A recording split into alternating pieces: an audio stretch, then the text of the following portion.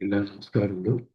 ಶ್ರೀನಿವಾಸ ಇತಿ ಶ್ರೇಷ್ಠದಯಾ ಪಾತ್ರಂ ಗುಣಾನ್ವಿತಃ ಕೌಶಿಕೋನಂತರಂಗಾರ್ಯಶ್ರೀಂ ವಿಜೇತಾಂ ಭುವಿ ನಿಸ್ತಾತ್ಮೀಯಭರಂ ವರಪ್ರದ ಗುರೌ ವೈರಾಗ್ಯಭಾಗ್ಯೋ ರಥೋ ವೇದಾಂತಾಮೃತಸಾರವಂತಮನಘಾತ್ ಶ್ರೀನಿವಾಸಾತ್ ಗುರೋಃ ಶ್ರೀಶೈಲಾನ್ವಯಕೌಸ್ತುಭಸ್ಸಿತನಯಂ ಶ್ರೇಯೋನಿಧೇ ಶ್ರೀನಿಧೇಃ ವಂದೇ ಸಾಧುಕಟಾಕ್ಷಕೇಳಿನಿಲಯಂ ಶ್ರೀಕೃಷ್ಣಸದ್ದೇಶಿಕಂ ಶ್ರೀವಾಸರಂಗಪರಕಾಲಮುನಿತ್ರಯಾಪ್ತಲಕ್ಷ್ಮಾತ್ಮರಕ್ಷಣೇತಿ ತ್ವೈಗಾಗಮಾन्तಂ आचार्यभक्तिपरिपूतमनर्घशीलं गोपालदेशिकमुनिं गुरुमाश्रयामः।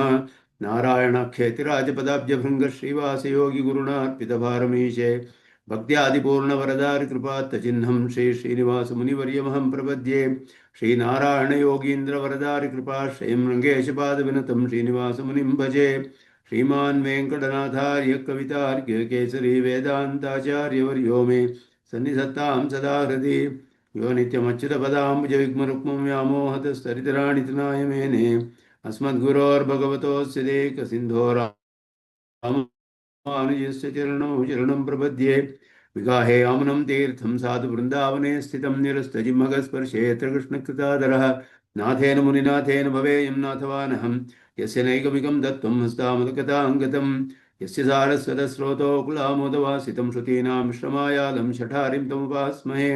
वन्दे वैकुण्ठसेनान्यं देवं सूत्रवती सकं यद्वेत्र शिखरस्पन्दे विश्वमेतद्व्यवस्थितं सहधर्मचरीं शौरेः सम्मन्त्रितजगद्धिताम् अनुग्रहमयीं वन्दे नित्यमज्ञातनिग्रहां कमप्याद्यं गुरुं वन्दे कमलागृहमेधिनं प्रवक्ता छन्दसां वक्ता पञ्चरात्रस्य स्वयं वसुदेवसुतं देवं कंसचाणूरमर्दनं देवकी परमानन्दं कृष्णं वन्दे जगद्गुरुं पार्थाय प्रतिबोधितां भगवता नारायणेन स्वयं व्यासेन ग्रथितां पुराणमुनिना मध्ये महाभारतम् अद्वैतामृतवर्षिणीं भगवतीमष्टादशाध्यायिनीं अम्ब त्वामनुसन्दधामि भगवद्गीते भवद्वेषिणीं यत्पदाम्भोरुहध्यानविध्वस्ता शेषकल्मषः वस्तुतामुपयातोऽहं न्यामुनेयं नमामि तम् यति परिवृडो यद्गीतानामदर्शेदञ्जसा निगमपरिषन्नेदीयां संनिरामयमाशयं जननपदवीयातायातश्रमापहरां धियं जनयतु समे देव श्रीमान् धनञ्जयसारथिः सन्तः सारल्यः चित्ततमः प्रमथिनीमिमां भजन्तु भगवद्गीता भाष्यतात्पर्यचन्द्रिकां। श्रीमते रामानुजाय नमः।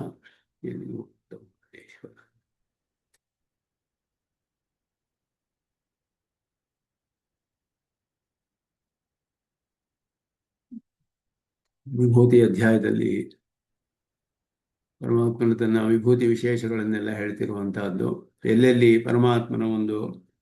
ಎಲ್ಲೆಲ್ಲಿ ವಿಶೇಷವಾದ ಒಂದು ಶಕ್ತಿಯೋ ಒಂದು ಗುಣವೋ ಕಂಡು ಬರ್ತಾ ಇದೆಯೋ ಅದರೆಲ್ಲ ಪರಮಾತ್ಮನ ನಿಯಮನದಲ್ಲಿಯೇ ಇದೆ ಅಂತ ಹೇಳೋದು ಇಲ್ಲಿ ವಿಭೂತಿ ಯೋಗದಲ್ಲಿ ಹೇಳುವಂತಹದ್ದು. ಅಂತಹ ಪದಾರ್ಥಗಳಲ್ಲಿ ಅದರಲ್ಲಿ ಪವನಃ ಪವತಾಮಸ್ಮಿ ರಾಮಃ ಶಸ್ತ್ರವೃತಾಮಹಂ ಜಷಾಣಾಂ ಮಕರಶ್ಚಾಸ್ಮಿ ಸ್ರೋತಸಾಮಸ್ಮಿ ಜಾಹ್ನವಿ ಅದನ್ನು ನೋಡಿದ್ದೆವು. ಅದರಲ್ಲಿ ಸೋಮಪವನ ಅಂತ ಅಲ್ಲಿ ಸೋಮಪವಮಾನ ಅಂತಾನು ಹೇಳಿದೆ. ಸೋಮರಸವನ್ನು ಶೋಧನೆ ಮಾಡೋದು, ಅದರಲ್ಲಿ ಶುದ್ಧಿ ಮಾಡೋದು ಇದೆ, ಅಲ್ಲಿ ಗಮನವೂ ಇದೆ ಶುದ್ಧಿಯೂ ಇದೆ. ಅದರಂತೆ ಅಲ್ಲ, ಇಲ್ಲಿ ಕೇವಲ ಗಮನ ಸ್ವಭಾವ ಅಂತ ಹೇಳಿರೋದ್ರಿಂದ ಪವನಃ ಅಹಂ ಅಂತ ಕೇವಲ ಗಮನ ಸ್ವಭಾವ ಮಾತ್ರ, ಶುದ್ಧಿ ಇಲ್ಲಿ ವಿವಕ್ಷಿತವಲ್ಲ ಅನ್ನೋದಿಲ್ಲ ಹೇಳ್ತಾ ಇದ್ದಾರೆ. ಅಂದರೆ ಇಲ್ಲೇ ಹೋದರೆ ಗಮನ ಸ್ವಭಾವ ಇರೋದು ಅನೇಕ ಪದಾರ್ಥಗಳಾಗುತ್ತೆ, ಆ ರೀತಿ ಪದಾರ್ಥಗಳಲ್ಲ. ಆದ್ದರಿಂದ ಇಲ್ಲಿ ಹೇಳಿರೋದು ಕೇವಲ ಗಮನ ಸ್ವಭಾವ ಉಳ್ಳಂಥದ್ದು. ಅದರಲ್ಲಿ ವಾಯು ಅಂತ ಹೇಳಿ ಅರ್ಥವನ್ನು ಇಲ್ಲಿ ಮಾಡಿದ್ದಾರೆ ಅನ್ನೋದು ತಿಳಿಯುತ್ತೆ. ಸರ್ಗಾಣಾಂ ಆದಿರಂತಶ್ಚ ಮಧ್ಯಂ ಚೈವಾಹಮರ್ಜುನ ಅಧ್ಯಾತ್ಮ ವಿದ್ಯಾನಾಂ ದ್ವಾದಹ ಪ್ರವದತಾಮಹಂ. ಇದರಲ್ಲಿ ಅರ್ಧ ಭಾಗ ನೋಡಿದ್ವಿ ಹೋದ ಸತಿ. ಸರ್ಗಾಣಾಂ ಆದಿರಂತಶ್ಚ ಅಂತ ಹೇಳುವಾಗ ಆದಿ ಅನ್ನೋದು ಆದಿ ಮಧ್ಯ ಅಂತ ಅನ್ನೋದು ಕಾಲವನ್ನು ಕೂಡ ತೋರಿಸೋದಿಲ್ಲ. ಆದ್ದರಿಂದ ಇಲ್ಲಿ ಸೃಷ್ಟಿಯಲ್ಲಿಯೂ ಕೂಡ ಇಲ್ಲಿ ಪ್ರಧಾನವಾಗಿ ನಿಮಿತ್ತ ಕಾರಣತ್ವವನ್ನು ತಿಳಿಸುತ್ತೆ ಅಂತ ಹೇಳಿ ನಿಮಿತ್ತ ಕಾರಣತ್ವವು ಹೇಳಲ್ಪಟ್ಟಿದೆ ಅನ್ನೋದನ್ನು ಸರ್ವ ನಿಮಿತ್ತ ಕಾರಣ ವರ್ಗಸ್ಯ ಸ್ವಾಧೀನತ್ವಂ ಅಭಿಪ್ರೇತಂ ಒಂದು. ಎಲ್ಲ ನಿಮಿತ್ತ ಯಾವ ಕಾರ್ಯಗಳು ಎಲ್ಲೆಲ್ಲಿ ನಡೀತಾ ಇದೆಯೋ ಲೋಕದಲ್ಲಿ ಅವುಗಳಿಗೆಲ್ಲ ಯಾವ್ಯಾವುದು ನಿಮಿತ್ತ ಕಾರಣವೋ ಆ ಎಲ್ಲವೂ ಕೂಡ ನನ್ನ ಅಧೀನದಲ್ಲಿ ನಡೀತಿದೆ ಅನ್ನೋದು ಅಲ್ಲಿ ಅಭಿಪ್ರಾಯ ಅನ್ನೋದನ್ನು ಹೇಳಿದ್ರು. ಅದನ್ನು ಯಾಕೆಂದರೆ ಮುಂದೆ ಬೀಜಂ ಮಾಂ ಸರ್ವದೇ ಭೂತಾನಾಂ ಅಂತ ಹೇಳುವಾಗ ಉಪಾದಾನ ಕಾರಣವು ಮುಂದೆ ಹೇಳಲ್ಪಡುತ್ತೆ. ಆದ್ದರಿಂದ ಇಲ್ಲಿ ನಿಮಿತ್ತ ಕಾರಣವು ಹೇಳಲ್ಪಟ್ಟಿದೆ ಅನ್ನೋದನ್ನು ಎಲ್ಲ ಕಾಲದಲ್ಲಿಯೂ ಆಗುವಂತಹದ್ದು. ಅದನ್ನ ಇಲ್ಲಿ ಸರ್ವದಾ ಅನ್ನೋದು 3 ವಾಕ್ಯಗಳಲ್ಲಿಯೂ ಭಾಷ್ಯಕಾರರು ತಿಳಿಸ್ತಾರೆ. ಸರ್ವದಾ ಇಲ್ಲಿ ಸೃಜ್ಯಮಾನಾನ, ಸರ್ವದಾ ಸಂಹ್ರಿಯಮಾನಾನ ಮೊದಲಾದಾಗಿ ಎಲ್ಲ ಕಡೆಯೂ ಕೂಡ ಸರ್ವದಾ ಸರ್ವದಾ ಅಂತ ಹೇಳಿ ಇದನ್ನ ಸ್ಪಷ್ಟವಾಗಿ ತಿಳಿಸ್ತಾರೆ ಅಲ್ಲಿ. ಆದ್ದರಿಂದ ಸರ್ವದಾ ಪಾಲ್ಯಮಾನಾನ, ಸೃಷ್ಟಿ ಸ್ಥಿತಿ ಲಯ ಎಲ್ಲದಕ್ಕೂ ಕೂಡ ನಿಮಿತ್ತ ಕಾರಣಗಳು ಯಾವ್ಯಾವುದಿದೆಯೋ ಅದೆಲ್ಲವೂ ಕೂಡ ನನ್ನ ನಿಯಮನದಲ್ಲಿ ನಡೀತಾ ಇದೆ. ಆ ನಿಮಿತ್ತ ಕಾರಣವಾಗೋದಂತೂ ಅಲ್ಲಿ ತನ್ನ ವಿಭೂತಿ ಕಂಡು ಬರುತ್ತೆ, ತನ್ನ ನಿಯಮನದಿಂದಲೇ ಆಗ್ತಾ ಇದೆ ಅನ್ನೋದು ಅಲ್ಲಿ ಅರ್ಥ. ಹಾಗೆ ಅಧ್ಯಾತ್ಮ ವಿದ್ಯಾ ವಿದ್ಯಾನಾಮ್ ಅಂತ ಹೇಳಿ ವಿದ್ಯೆಗಳಲ್ಲೆಲ್ಲ ಅಧ್ಯಾತ್ಮ ವಿದ್ಯೆಯು ಅದು ಆತ್ಮನನ್ನು ಕುರಿತದ್ದು. ಜೀವ ಪರಮಾತ್ಮ ಯಾಥಾತ್ಮ್ಯ ವಿದ್ಯಾ ಅಂತ ಹೇಳಿ, ಆತ್ಮ ಅನ್ನೋಳಗೆ ಎರಡು ಕೂಡ ಜೀವ ಪರಮಾತ್ಮ ಎರಡು ಕೂಡ ಸೇರಿ ಆತ್ಮ ಶಬ್ದದಿಂದ ಹೇಳಲ್ಪಟ್ಟಿದೆ. ಜೀವ ಪರಮಾತ್ಮ ಯಾಥಾತ್ಮ್ಯ ವಿದ್ಯೆ, ಅದುವೇ ಅಧ್ಯಾತ್ಮ ವಿದ್ಯೆ ಅಂತ ಹೇಳುವಂಥದ್ದು. ಸಾ ವಿಷಯತಃ ಫಲತಶ್ಚ ವಿದ್ಯಾಂತರೇಭ್ಯ ಉತ್ಕೃಷ್ಟ, ಎಲ್ಲ ವಿದ್ಯೆಗಳಿಗಿಂತಲೂ ಉತ್ಕೃಷ್ಟವಾದದ್ದು ಅನ್ನೋದರಲ್ಲಿ ಸಂದೇಹವಿಲ್ಲ. ವಿಷಯವೂ ಇದಕ್ಕೆ ಉತ್ಕೃಷ್ಟವಾದ ವಿಷಯ ಅಧ್ಯಾತ್ಮ ವಿದ್ಯೆಗೆ, ಬೇರೆ ಎಲ್ಲ ವಿದ್ಯೆಗಳಿಗಿಂತ. ಫಲವೂ ಕೂಡ ಉತ್ಕೃಷ್ಟವಾದ ಫಲ, ಮೋಕ್ಷ ಫಲವೇ ಸಿಗುತ್ತೆ. ವಿಷಯವೂ ಜಗತ್ಕಾರಣನಾದ ಪರಮಾತ್ಮನೇ ವಿಷಯ. ಆದ್ದರಿಂದ ಇಲ್ಲಿ ಇದು ಅಧ್ಯಾತ್ಮ ವಿದ್ಯೆಯು ಅತ್ಯುತ್ಕೃಷ್ಟವಾದದ್ದು ಅನ್ನೋದರಿಂದ ಅಧ್ಯಾತ್ಮ ವಿದ್ಯಾ ವಿದ್ಯಾನಾಂ. ವಾದ ಪ್ರವದತಾಮಹಂ ಅಂತ ಹೇಳುವಾಗ, ಪ್ರವದತಾಮ್ ಅಂದರೆ ಪ್ರಕರ್ಷೇಣ ವದನ ಅಂದರೆ ಮಾತಾಡುವುದು ಅಂತ ಹೇಳುವುದು, ವಾದ ಮಾಡುವುದು, ತರ್ಕ ಮಾಡುವುದು ಮೊದಲಾದದ್ದು. ಅದು ಎಲ್ಲ ಕಥಾ ಅಂತ ಹೇಳಲ್ಪಟ್ಟ ಮೂರಕ್ಕೂ ಕೂಡ ಸಮಾನವಾಗಿದೆ. ಪ್ರವದತಾಮಿತಿ ನ ಅನ್ಯೋನ್ಯ ವಿವಾದ ಮಾತ್ರ ವಿವಕ್ಷಿತಂ, ಇಬ್ಬರಲ್ಲಿ ನಡೀತಿರುವಂತಹ ವಿವಾದ ಅನ್ನುವುದು ಮಾತ್ರ ಇಲ್ಲಿ ಹೇಳಲ್ಪಟ್ಟಿಲ್ಲ. ಅಲ್ಲಿ ತತ್ರ ವಾದಾಕ್ಯ ವಿಶೇಷಸ್ಯ ಅಸ್ಮರಣಾತೆ, ಸಾಮಾನ್ಯವಾಗಿ ಇಬ್ಬರು ವಾದ ಮಾಡ್ತಾ ಇದ್ದಾರೆ ಅಂತ ಹೇಳಿದ್ರೆ ಇಬ್ಬರು ಒಬ್ರಿಗೊಬ್ರು ಕೂಡ ವಾದ ಮಾಡ್ತಾ ಇದ್ದಾರೆ, ಚರ್ಚೆ ಮಾಡ್ತಾರೆ. ಅಲ್ಲಿ ವಾದ ಅನ್ನುವ ಒಂದು ವಿಶೇಷವಾದ ಪಾರಿಭಾಷಿಕವಾದ ಶಬ್ದ ಹೇಳಲ್ಪಟ್ಟಿಲ್ಲ. ವಾದ ಅನ್ನುವುದು ಒಂದು ಪಾರಿಭಾಷಿಕ ಶಬ್ದ. ಕಥಾ ಅಂತ 3 ವಿಷಯ ಬರುತ್ತೆ ಇಲ್ಲಿ ಮುಂದೆ ಹೇಳ್ತಾರೆ ಸ್ವಾಮಿ ದೇಶಿಕನ್. ಕಥಾತ್ರಯ ಸಾಧಾರಣ ರೂಪಂ ಅಂತ ಹೇಳಿ ಇಹ ವಿವಕ್ಷಿತಂ, ಕಥಾತ್ರಯ ಸಾಧಾರಣ ರೂಪಂ, 3 ವಿಧವಾದ ಕಥಾ ಅನ್ನೋದು ಹೇಳಲ್ಪಟ್ಟಿದೆ ನ್ಯಾಯಶಾಸ್ತ್ರದಲ್ಲಿ. ಅದನ್ನು ಅವರು ಪ್ರತಿಪಾದನೆ ಮಾಡ್ತಾರೆ, ಎಲ್ಲರೂ ಒಪ್ಕೊಳ್ತಾರೆ ಅದನ್ನ. ಕಥಾತ್ರಯ ಅಂತ, ಕಥಾ ಅಂತ ಹೇಳಿದ್ರೆ ವಾದ ಜಲ್ಪ ವಿತಂಡ ಅನ್ನೋದು 3ಕ್ಕೂ ಕೂಡ ಕಥಾ ಅಂತ ಹೆಸರು. ಇದು ಪಾರಿಭಾಷಿಕ ಶಬ್ದ, ನ್ಯಾಯಶಾಸ್ತ್ರದಲ್ಲಿ ಪ್ರತಿಪಾದನೆ ಮಾಡಿರುವಂತಹದ್ದು. ಆದ್ದರಿಂದ ಸಾಮಾನ್ಯವಾದ ವಾದ, ಇಬ್ಬರು ಚರ್ಚೆ ಮಾಡುವಂತಹದ್ದು ವಾದ ಅಂತ ನಾವು ಹೇಳಿದ್ರೆ, ಇದು ಇಬ್ಬರು ವಾದ ಮಾಡ್ತಾ ಇದ್ದಾರೆ ಅಂತ ಹೇಳಿದ್ರೆ ಅದಕ್ಕೆ ವಾದ ಅನ್ನುವಂತಹ ವಿಶೇಷವಾದ ಒಂದು ಶಬ್ದ ಅಲ್ಲಿ ಹೇಳಲ್ಪಡೋದಿಲ್ಲ. ವಾದ ಅಂತ ಹೇಳಬೇಕಾದ್ರೆ ಅದಕ್ಕೊಂದು ಲಕ್ಷಣವು ಹೇಳಲ್ಪಟ್ಟಿದೆ ನ್ಯಾಯಶಾಸ್ತ್ರದಲ್ಲಿ. ವಾದ ಅಂದರೆ ಏನು? ತತ್ವನಿರ್ಣಯಕ್ಕಾಗಿ ಇಬ್ಬರು ಮಾಡುವಂತಹ ಚರ್ಚೆ, ಅದಕ್ಕೆ ವಾದ ಅನ್ನುವುದು. ಪಾರಿಭಾಷಿಕ ಅದಕ್ಕೆ ಅರ್ಥ ಏನಾಗುತ್ತೆ? ಪಾರಿಭಾಷಿಕ ಅಂದ್ರೆ ಪರಿಭಾಷೆ, ಆಯಾ ಶಾಸ್ತ್ರದಲ್ಲಿ ವಿಶೇಷವಾಗಿ ಹೇಳಲ್ಪಟ್ಟ ಶಬ್ದಗಳು. ಅನೇಕ ಸತಿ ಬಂದಿದೆ ಈ ಶಬ್ದ ಪಾರಿಭಾಷಿಕ ಶಬ್ದ ಅಂತ ಹೇಳಿ. ಅದೇ ಅದರ ಅರ್ಥ ಸರಿಯಾಗಿ ಗೊತ್ತಾಗ್ತಿಲ್ಲ. ಪಾರಿಭಾಷಿಕ ಅಂದ್ರೆ ಪರಿಭಾಷೆ ಅಂದ್ರೆ ಆಯಾ ಶಾಸ್ತ್ರಗಳಲ್ಲಿ ಕೆಲವು ಶಬ್ದಗಳನ್ನ ಡಿಫೈನ್ ಮಾಡ್ತಾರೆ, ಅವರೇ ಅದರ ಲಕ್ಷಣಗಳನ್ನ ಹೇಳ್ತಾರೆ. ಅವ್ರ ಪರಿಭಾಷೆ ಅಂದ್ರೆ ಅವರ ಎಕ್ಸ್ಪ್ಲನೇಷನ್ ಅಂತಾನ? ಹೌದು ಹೌದು, ಒಂದೊಂದು ಶಾಸ್ತ್ರದಲ್ಲಿಯೂ ಕೂಡ ಶಬ್ದಗಳಿಗೆ ವಿಶೇಷವಾದ ಅರ್ಥ ಹೇಳಲ್ಪಡುತ್ತೆ. ಸಂಸ್ಕೃತದಲ್ಲಿ ಉಪಯೋಗಿಸಿರುವ ಶಬ್ದಗಳಿಗೂ ಶಾಸ್ತ್ರದಲ್ಲಿ ಉಪಯೋಗಿಸುವ ಶಬ್ದಕ್ಕೂ ವ್ಯತ್ಯಾಸವಿರುತ್ತೆ. ಆ ಶಾಸ್ತ್ರದಲ್ಲಿ ಅದಕ್ಕೆ ಒಂದು ವಿಶೇಷವಾದ ಲಕ್ಷಣ ಹೇಳಲ್ಪಟ್ಟಿರುತ್ತೆ, ಅದು ಪಾರಿಭಾಷಿಕ ಶಬ್ದ ಅಂತ ಹೇಳಲ್ಪಡುತ್ತೆ. ಅದರಿಂದ ಅಧ್ಯಾತ್ಮ ವಿದ್ಯಾ ವಿದ್ಯಾನಾಮಿತಿ ವಿದ್ಯಾ ಪ್ರಸಂಗಾತ್ ತದರ್ಥ ಕಥಾ ವಿಷಯತ್ವ ಉಪಪತ್ತೇ. ಆದ್ದರಿಂದ ಇಲ್ಲಿ ವಿದ್ಯೆ ಅಧ್ಯಾತ್ಮ ವಿದ್ಯೆಯು ಹೇಳಿರಲ್ಪಟ್ಟಿರೋದ್ರಿಂದ ಅಧ್ಯಾತ್ಮ ವಿದ್ಯೆಯನ್ನು ಉದ್ದೇಶಿಸಿ ಮಾಡುವಂತಹ ಕಥಾ ಅನ್ನೋದು ಇಲ್ಲಿ ವಾದ ಅನ್ನೋದಕ್ಕೆ ಅರ್ಥ ಮಾಡ್ಕೊಳ್ಬೇಕು, ಅದಕ್ಕೆ ಸಂಬಂಧಿಸಿದಂತೆ ಅರ್ಥ ಮಾಡ್ಕೊಳ್ಬೇಕು ಅಂತ ಹೇಳಿ, ಸತ್ವಂ ಸತ್ವತಾಮಿತಿವತ್ ವಾದಾಖ್ಯ ಕಥಾ ವಿಶೇಷವತ್ವಂ ಅಭಿಪ್ರೇತಂ ಅಂತ. ಸತ್ವಂ ಸತ್ವವತಾಂ ಅಂತ ಹೇಳುವಾಗೆ ವಾದ ಮಾಡುವರಲ್ಲಿ ವಾದ ಅನ್ನುವುದು ಅರ್ಥವಲ್ಲ ಇಲ್ಲಿ ಹೇಳ್ತಿರೋದು. ಅಂದರೆ ಅನ್ಯಾಪೇಕ್ಷೆಯ ಅತಿಶಯ ಸೂಚನ ಸಂಭವೇ ತತ್ಪರಿತ್ಯಾಗ ಯೋಗ. ಸತ್ವವುಳ್ಳವರಲ್ಲಿ ಸತ್ವ ಅಂತ ಹೇಳಿದ್ರೆ ವಾದ ಮಾಡುವರಲ್ಲಿ ವಾದ ಅನ್ನೋದು ಅರ್ಥವಲ್ಲ ಇಲ್ಲಿ. ವಾದ ವಿತಂಡ ಜಲ್ಪ ಮಾಡುವುದರಲ್ಲಿ ನಾನು ವಾದ ಅಂತ ಅರ್ಥ ಇಲ್ಲಿ. ಬೇರೆ ಇತರ ಇತರ ಒಂದು 3 ವಿಷಯಗಳು ಹೇಳಿದರೆ ಅದರಲ್ಲಿ ಇದು ಅತಿಶಯವಾದದ್ದು ಅನ್ನುವ ಅರ್ಥ ಇಲ್ಲಿ ಹೇಳಲ್ಪಡ್ತಾ ಇದೆ.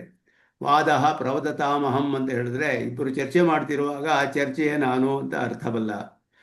ಇಬ್ಬರು ಮಾಡ್ತಾ ಇರುವಂತಹ ಮೂರು ವಿಧವಾದ ಕಥೆಗಳಲ್ಲಿ ವಾದ ಜಲ್ಪ ವಿತಂಡ ಅಂತ ಹೇಳಲ್ಪಟ್ಟ ಮೂರು ವಿಧವಾದ ಕಥೆಗಳಲ್ಲಿ ವಾದವನ್ನು ಮಾಡ್ತಾರಲ್ಲ, ಆ ವಾದವು ನಾನಾಗಿದ್ದೇನೆ ಅಂತ ಇಲ್ಲಿ ಅರ್ಥವನ್ನು ಮಾಡ್ಕೊಳ್ಬೇಕು ಅಂತ ಹೇಳೋದ್ರಿಂದ ಬೇರೆ ಒಂದು ಇನ್ನೊಂದರ ಅಪೇಕ್ಷೆಗಿಂತ ಒಂದು ಅತಿಶಯ ಹೇಳಬೇಕು. ವಿಭೂತಿ ಅಂತ ಹೇಳುವಾಗ ಪರಮಾತ್ಮನ ವಿಭೂತಿ ಹೇಳ್ತಾ ಇರುವಾಗ ಅತಿಶಯವನ್ನ ಹೇಳಬೇಕು ಅನ್ನೋದು ಮುಖ್ಯ. ತತ್ವಾರ್ಥ ತಿಳ್ಕೊಳ್ಳುವಾಗ ಇಬ್ರು ಮಾತಾಡುವಾಗ ತತ್ವಾರ್ಥ ತಿಳಿಯೋಕ್ಕೋಸ್ಕರ ಮಾಡೋದನ್ನ ಚರ್ಚೆಗೆ ವಾದ ಅಂತ ಹೆಸರು. ಹೌದು, ತತ್ವಾರ್ಥ ನಿರ್ಣಯಕ್ಕೋಸ್ಕರ ಮಾಡುವರು. ಭಾಷಿಕಾರರೇ ಅದನ್ನ ಇಲ್ಲಿ ಹೇಳ್ತಾರೆ.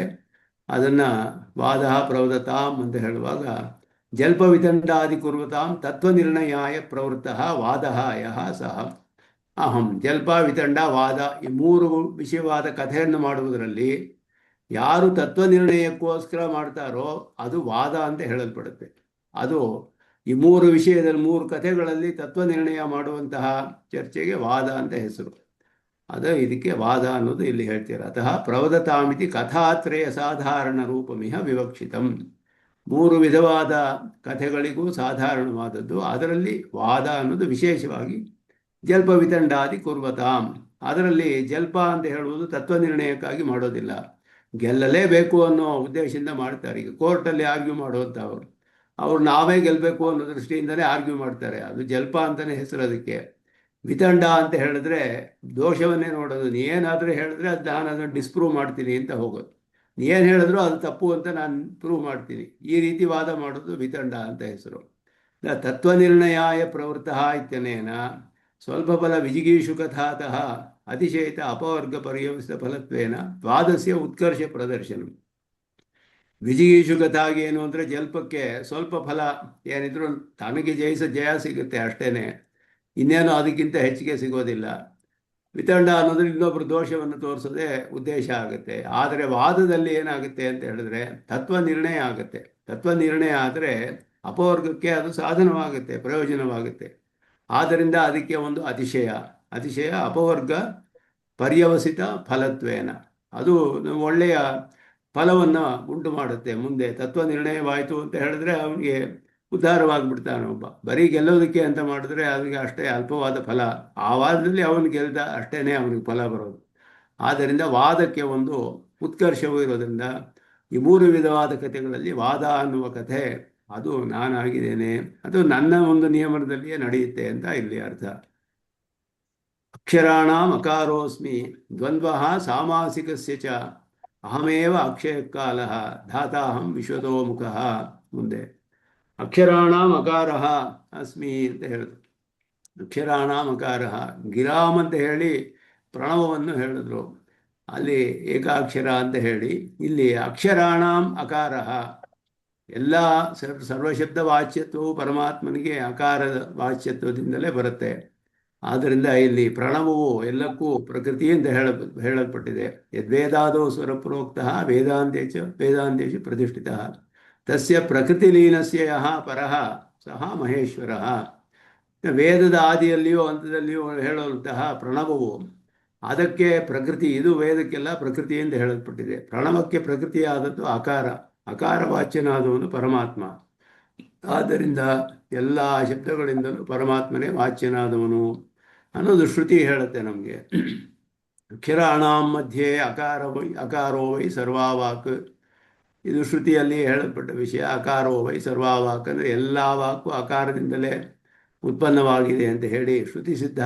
ಸರ್ವವರ್ಣಾನಾಂ ಪ್ರಕೃತಿ ಅಕಾರ ಅಹಂ, ಎಲ್ಲ ವರ್ಣಗಳಿಗೂ ಪ್ರಕೃತಿಯಾದ ಮೂಲ ಕಾರಣವಾದದ್ದು ಅಕಾರ ಅಂತ ಹೇಳಲ್ಪಟ್ಟಿದೆ, ಅದು ನಾನಾಗಿದ್ದೇನೆ. ಸಾಮಾಸಿಕ ಅಂತ ಹೇಳಿದ್ರೆ ಸಮಾಸ ಸಮೂಹ ಸಾಮಾಸಿಕ.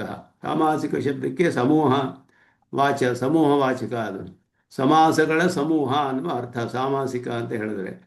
ತಸ್ಯ ಮಧ್ಯೆ ದ್ವಂದ್ವ ಸಮಾಸ ಅಹಂ, ದ್ವಂದ್ವ ಸಮಾಸವು ನಾನಾಗಿದ್ದೇನೆ. ಯಾಕೆಂದರೆ ಉಭಯ ಪದ ಪ್ರಧಾನ ಅದು. ಆದ್ದರಿಂದ ಈಗ ತತ್ಪುರುಷ ಸಮಾಸವೋ ಇಲ್ಲ ಬಹುಬ್ರೀಹಿ ಸಮಾಸವೋ ಇದೆಲ್ಲ ತೆಗೆದುಕೊಂಡ್ರೆ ಬೇರೆ ಬೇರೆ ಪದಗಳಿಗೆ ಮಾತ್ರ ಬಹುಬ್ರೀಹಿಯಲ್ಲಿ ಅನ್ಯ ಪದಾರ್ಥ ಪ್ರಧಾನ, ಹಾಗೆ ತತ್ಪುರುಷದಲ್ಲಿ ಉತ್ತರ ಪದ ಪ್ರಧಾನ. ಈ ರೀತಿ ಸಮಾಸಗಳಲ್ಲಿ ಬೇರೆ ಬೇರೆ ಪ್ರಧಾನವಿದೆ, ಒಂದೊಂದು ಪದಗಳಿಗೆ ಪ್ರಾಧಾನ್ಯವಿದೆ. ದ್ವಂದ್ವ ಸಮಾಸದಲ್ಲಿ ಎರಡು ಪದಗಳಿಗೂ ಸಮಾನ ಪ್ರಧಾನ, ಎರಡು ಅಥವಾ ಜಾಸ್ತಿ ಇರಬಹುದು, ಹೆಚ್ಚಿರಬಹುದು.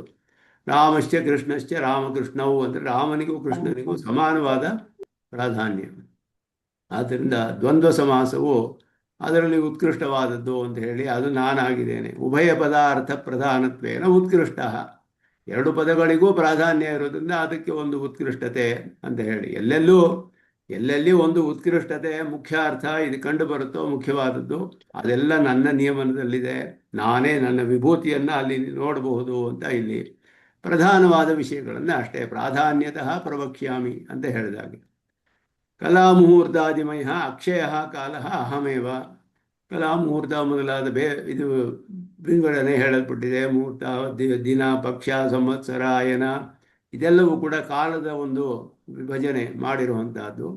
ಆ ಕಾಲವು ನಾನೇ ಆಗಿದ್ದೇನೆ ಅಂತ ಇಲ್ಲಿ ಹೇಳಲ್ಪಟ್ಟಿರೋದು. ಸರ್ವಸ್ಯ ಸ್ರಷ್ಟ ಹಿರಣ್ಯಗರ್ಭ ಚತುರ್ಮುಖ ಅಹಂ. ಧಾತ ಅಂತ ಹೇಳುವಾಗ ಧಾತ ಅಂತ ಹೇಳೋದು ಚತುರ್ಮುಖ ಬ್ರಹ್ಮನನ್ನ ಇಲ್ಲಿ ತಿಳಿಸುತ್ತೆ ಅಂತ ಅರ್ಥ. ಯಾಕೆಂದ್ರೆ ಧಾತ ಅಹಂ ಅಂತ ಹೇಳುವಾಗ ಅವನು ನನ್ನ ವಿಭೂತಿಯೇ, ನನ್ನ ನಿಯಮನದಲ್ಲಿ ಅವನು ಎಲ್ಲವನ್ನು ಸೃಷ್ಟಿ ಮಾಡ್ತಾನೆ. ವಿಶ್ವತೋಮುಖ ಅನ್ನೋದನ್ನು ಸ್ವಲ್ಪ ಸಂಗ್ರಹವಾದ ಅರ್ಥವನ್ನು ಹೇಳಿ 4 ದಿಕ್ಕುಗಳಲ್ಲಿಯೂ ಸೃಷ್ಟಿ ಮಾಡ್ತಾನೆ. ಅವನು 4 ಮುಖಗಳಿದೆ, ಚತುರ್ಮುಖ ಅಂತ ಹೇಳಲ್ಪಟ್ಟಿದ್ದಾನೆ. ಹಿರಣ್ಯಗರ್ಭ ಅಂತಾನು ಹೇಳಲ್ಪಡ್ತಾನೆ. ಆ ಚತುರ್ಮುಖನು ನಾನೇ ಆಗಿದ್ದೇನೆ ಅನ್ನೋದು ಇಲ್ಲಿ ಅರ್ಥ. ಇಲ್ಲಿ ಬಹ್ವೃಚೋಪನಿಷದಿ ಶ್ರೂಯತೆ. ಬಹ್ವೃಚೋಪನಿಷತ್ ಅಂದರೆ ಋಗ್ವೇದ, ಅದು ಐತರೇಯ ಉಪನಿಷತ್ತು, ಅದಕ್ಕೆ ಸೇರಿದ ಉಪನಿಷತ್ತು ಋಗ್ವೇದ. ಬಹ್ವೃಚ ಅಂದರೆ ಋಗ್ವೇದ ಅಂತ ಅರ್ಥ. ಋಗ್ವೇದದ ಉಪನಿಷತ್ತಿನಲ್ಲಿ ಐತಿ ಬ್ರಹ್ಮ ಅಂತ ಹೇಳಲ್ಪಟ್ಟಿದೆ.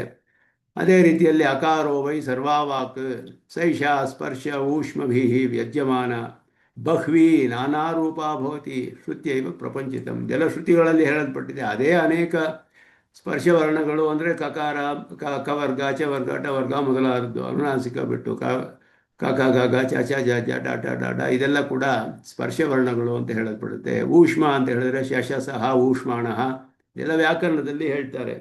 ಎಲ್ಲ ವರ್ಣಗಳು ಕೂಡ ಅಕಾರದಿಂದಲೇ ಉಂಟಾಗಿದೆ, ಅದುವೇ ಬೇರೆ ಬೇರೆ ರೂಪಗಳಲ್ಲಿ ಕಂಡು ಬರ್ತಿದೆ ಅಂತ ಶ್ರುತಿ ಹೇಳುತ್ತೆ.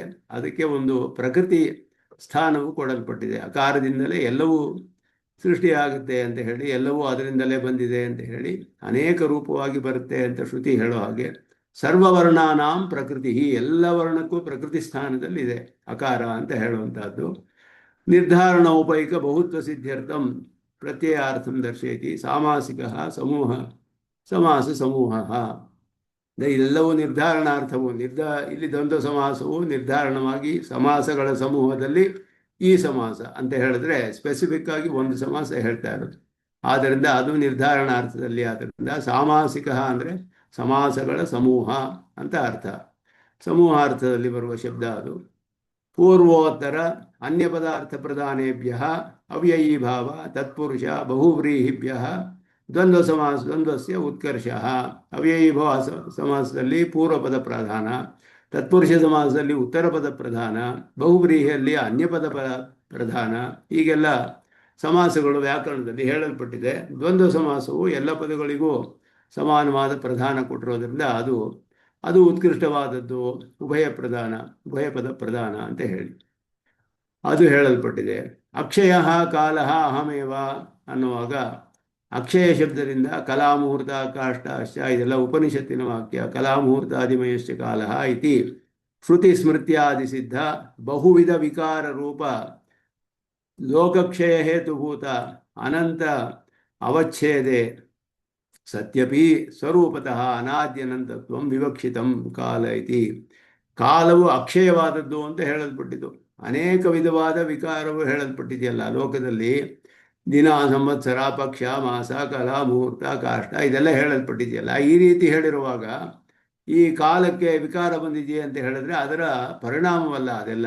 ಇದೆಲ್ಲ ಇಷ್ಟು ಗಳಿಗೆ ಸೇರಿದ್ರೆ ಇಷ್ಟು ಮುಹೂರ್ತ, ಈ 30 ಮುಹೂರ್ತ ಸೇರಿದ್ರೆ ಒಂದು ದಿನ, ಇಷ್ಟು ದಿನ 15 ದಿನ ಸೇರಿದ್ರೆ ಒಂದು ಪಕ್ಷ, 2 ಪಕ್ಷ ಸೇರಿದ್ರೆ ಒಂದು ಮಾಸ. ಹೀಗೆ ಅವುಗಳ ಸಂಖ್ಯೆ ಹೇಗೆ ಬರುತ್ತೆ ಅಂದರೆ ಎಲ್ಲ ಸೇರಿಸಿ ಬರುತ್ತೆ ಹೊರತು ಪಕ್ಷದ ವಿಕಾರವಲ್ಲ ಮಾಸ. 2 ಪಕ್ಷಗಳು ಸೇರಿ ಒಂದು ಮಾಸವಾಗುತ್ತೆ, ಹೀಗೆ ಅರ್ಥವೇ ಹೊರತು. ಆದ್ದರಿಂದ ಅಕ್ಷಯವಾದ ಕಾಲ ಅನಾದಿ ಅನಂತವಾದದ್ದು, ಸ್ವರೂಪತಃ ಅನಾದಿ ಅನಂತವಾಗಿದೆ ಕಾಲ ಅನ್ನೋದು ಇಲ್ಲಿ ತಿಳಿದು ಬರುತ್ತೆ. ಯಾರು ಮಾತಾಡದೆ ಹೋದರೆ ಮ್ಯೂಟ್ ಮಾಡ್ಕೊಳ್ಳಿ ದಯವಿಟ್ಟು. ಆದ್ದರಿಂದ ಇಲ್ಲಿ ಅನಂತವಾದದ್ದು ಅನಾದಿಯಾದದ್ದು ಕಾಲ ಅಂತ ಹೇಳಿ, ಕಾಲವು ಒಂದೇ ಅನಾದಿರ್ ಅನಂತಶ್ಚ ಅಂತ ಹೇಳಿ, ಅನಾದಿರ್ ಭಗವಾನ್ ಕಾಲ ಅಂತ ವಿಷ್ಣು ಪುರಾಣದಲ್ಲಿ ಹೇಳಲ್ಪಡುತ್ತೆ. ಕಾಲವು ಅನಾದಿಯಾದದ್ದು ಅನಂತವಾದದ್ದು ಅನ್ನೋ ಅರ್ಥವನ್ನು ಅಕ್ಷಯ ಅನ್ನುವ ಶಬ್ದವು ತಿಳಿಸುತ್ತೆ. ಇಲ್ಲೇ ಹೇಳ್ತಾ ಇದ್ದಾರೆ, ಇಲ್ಲೇ ಅನಾದಿರ್ ಭಗವಾನ್ ಕಾಲ ನಾಂತೋಸ್ಯ ದ್ವಿಜ ಉಚ್ಯತೆ.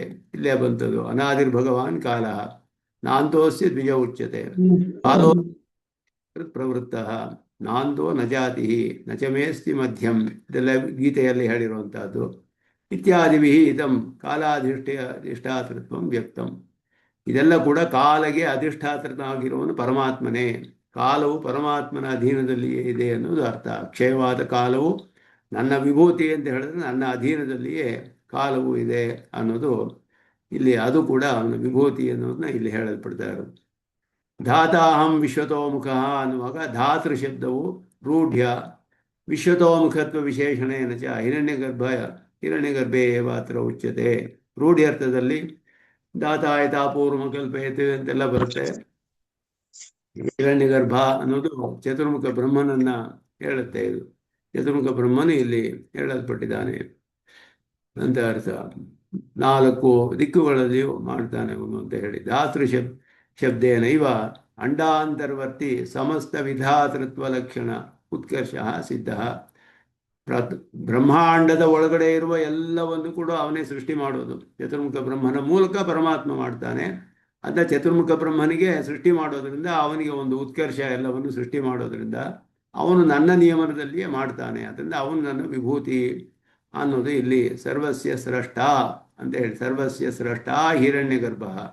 ಸರ್ವಸ್ಯ ಅಂದರೆ ಬ್ರಹ್ಮಾಂಡದ ಒಳಗಡೆ ಇರುವ ಎಲ್ಲವನ್ನು ಅಂತ ಅರ್ಥ. ಏತೇನ ಕರ್ಮಫಲ ವಿಧಾತೃತ್ವೇನ ವ್ಯಾಖ್ಯಾಂತರಂ ನಿರಸ್ತಂ. ಕರ್ಮಫಲಗಳನ್ನು ಸೃಷ್ಟಿ ಮಾಡುವನು, ನಿಯಮನ ಮಾಡುವನು ಅನ್ನುವ ಅರ್ಥವನ್ನು ಬೇರೆ ವ್ಯಾಖ್ಯಾನದಲ್ಲಿ ಮಾಡಿದ್ದಾರೆ. ಅದು ಸರಿ ಇಲ್ಲ ಅಂತ ಹೇಳ್ತಾರೆ. ವಿಶ್ವತೋಮುಖ ಅಂತ ಹೇಳುವಾಗ ದಿಕ್ಚತುಷ್ಟಯ ಮಾತ್ರಮೇ ವಿವಕ್ಷಿತಂ. 4 ದಿಕ್ಕುಗಳಲ್ಲಿ ಎಲ್ಲವನ್ನು ಮಾಡ್ತಾನವನು. ಅದನ್ನು ಹೇಳಕ್ಕೆ ಚತುರ್ಮುಖ ಇತಿ ಉಕ್ತಂ. ಚತುರ್ಮುಖನಾದನು 4 ದಿಕ್ಕುಗಳಲ್ಲಿ. ವಿಶ್ವತೋಮುಖ ಅಂದರೆ ಎಲ್ಲ ಅಂತ ಅವನಿಗೆ ಆ ರೀತಿ ಅರ್ಥವಲ್ಲ. ಪರಮಾತ್ಮನಿಗೆ ವಿಶ್ವತಶ್ಚಕ್ಷುರುತ ವಿಶ್ವತೋಮುಖೋ ವಿಶ್ವತೋ ಹಸ್ತ ಉತ ವಿಶ್ವತಸ್ಪಾತ್ ಅಂತ ಶ್ರುತಿ ಹೇಳುತ್ತೆ. ಆ ರೀತಿ ಅರ್ಥವಲ್ಲ ಇಲ್ಲಿ. 4 ದಿಕ್ಕುಗಳಲ್ಲಿ 4 ಮುಖವಿದೆ ಅವನಿಗೆ. 4 ದಿಕ್ಕುಗಳಲ್ಲಿ ಎಲ್ಲವನ್ನೂ ತಿಳಿಸ್ಕೊಳ್ತಾನೆ. ವಿಶ್ವತೋಮುಖ ಅಂತ ಹೇಳಿದ್ರೆ 4 ಮುಖ ಉಳ್ಳವನು ಅಂತ ಅರ್ಥ. ಚತುರ್ಮುಖನಾದವನು ಅಂತ ಅರ್ಥ.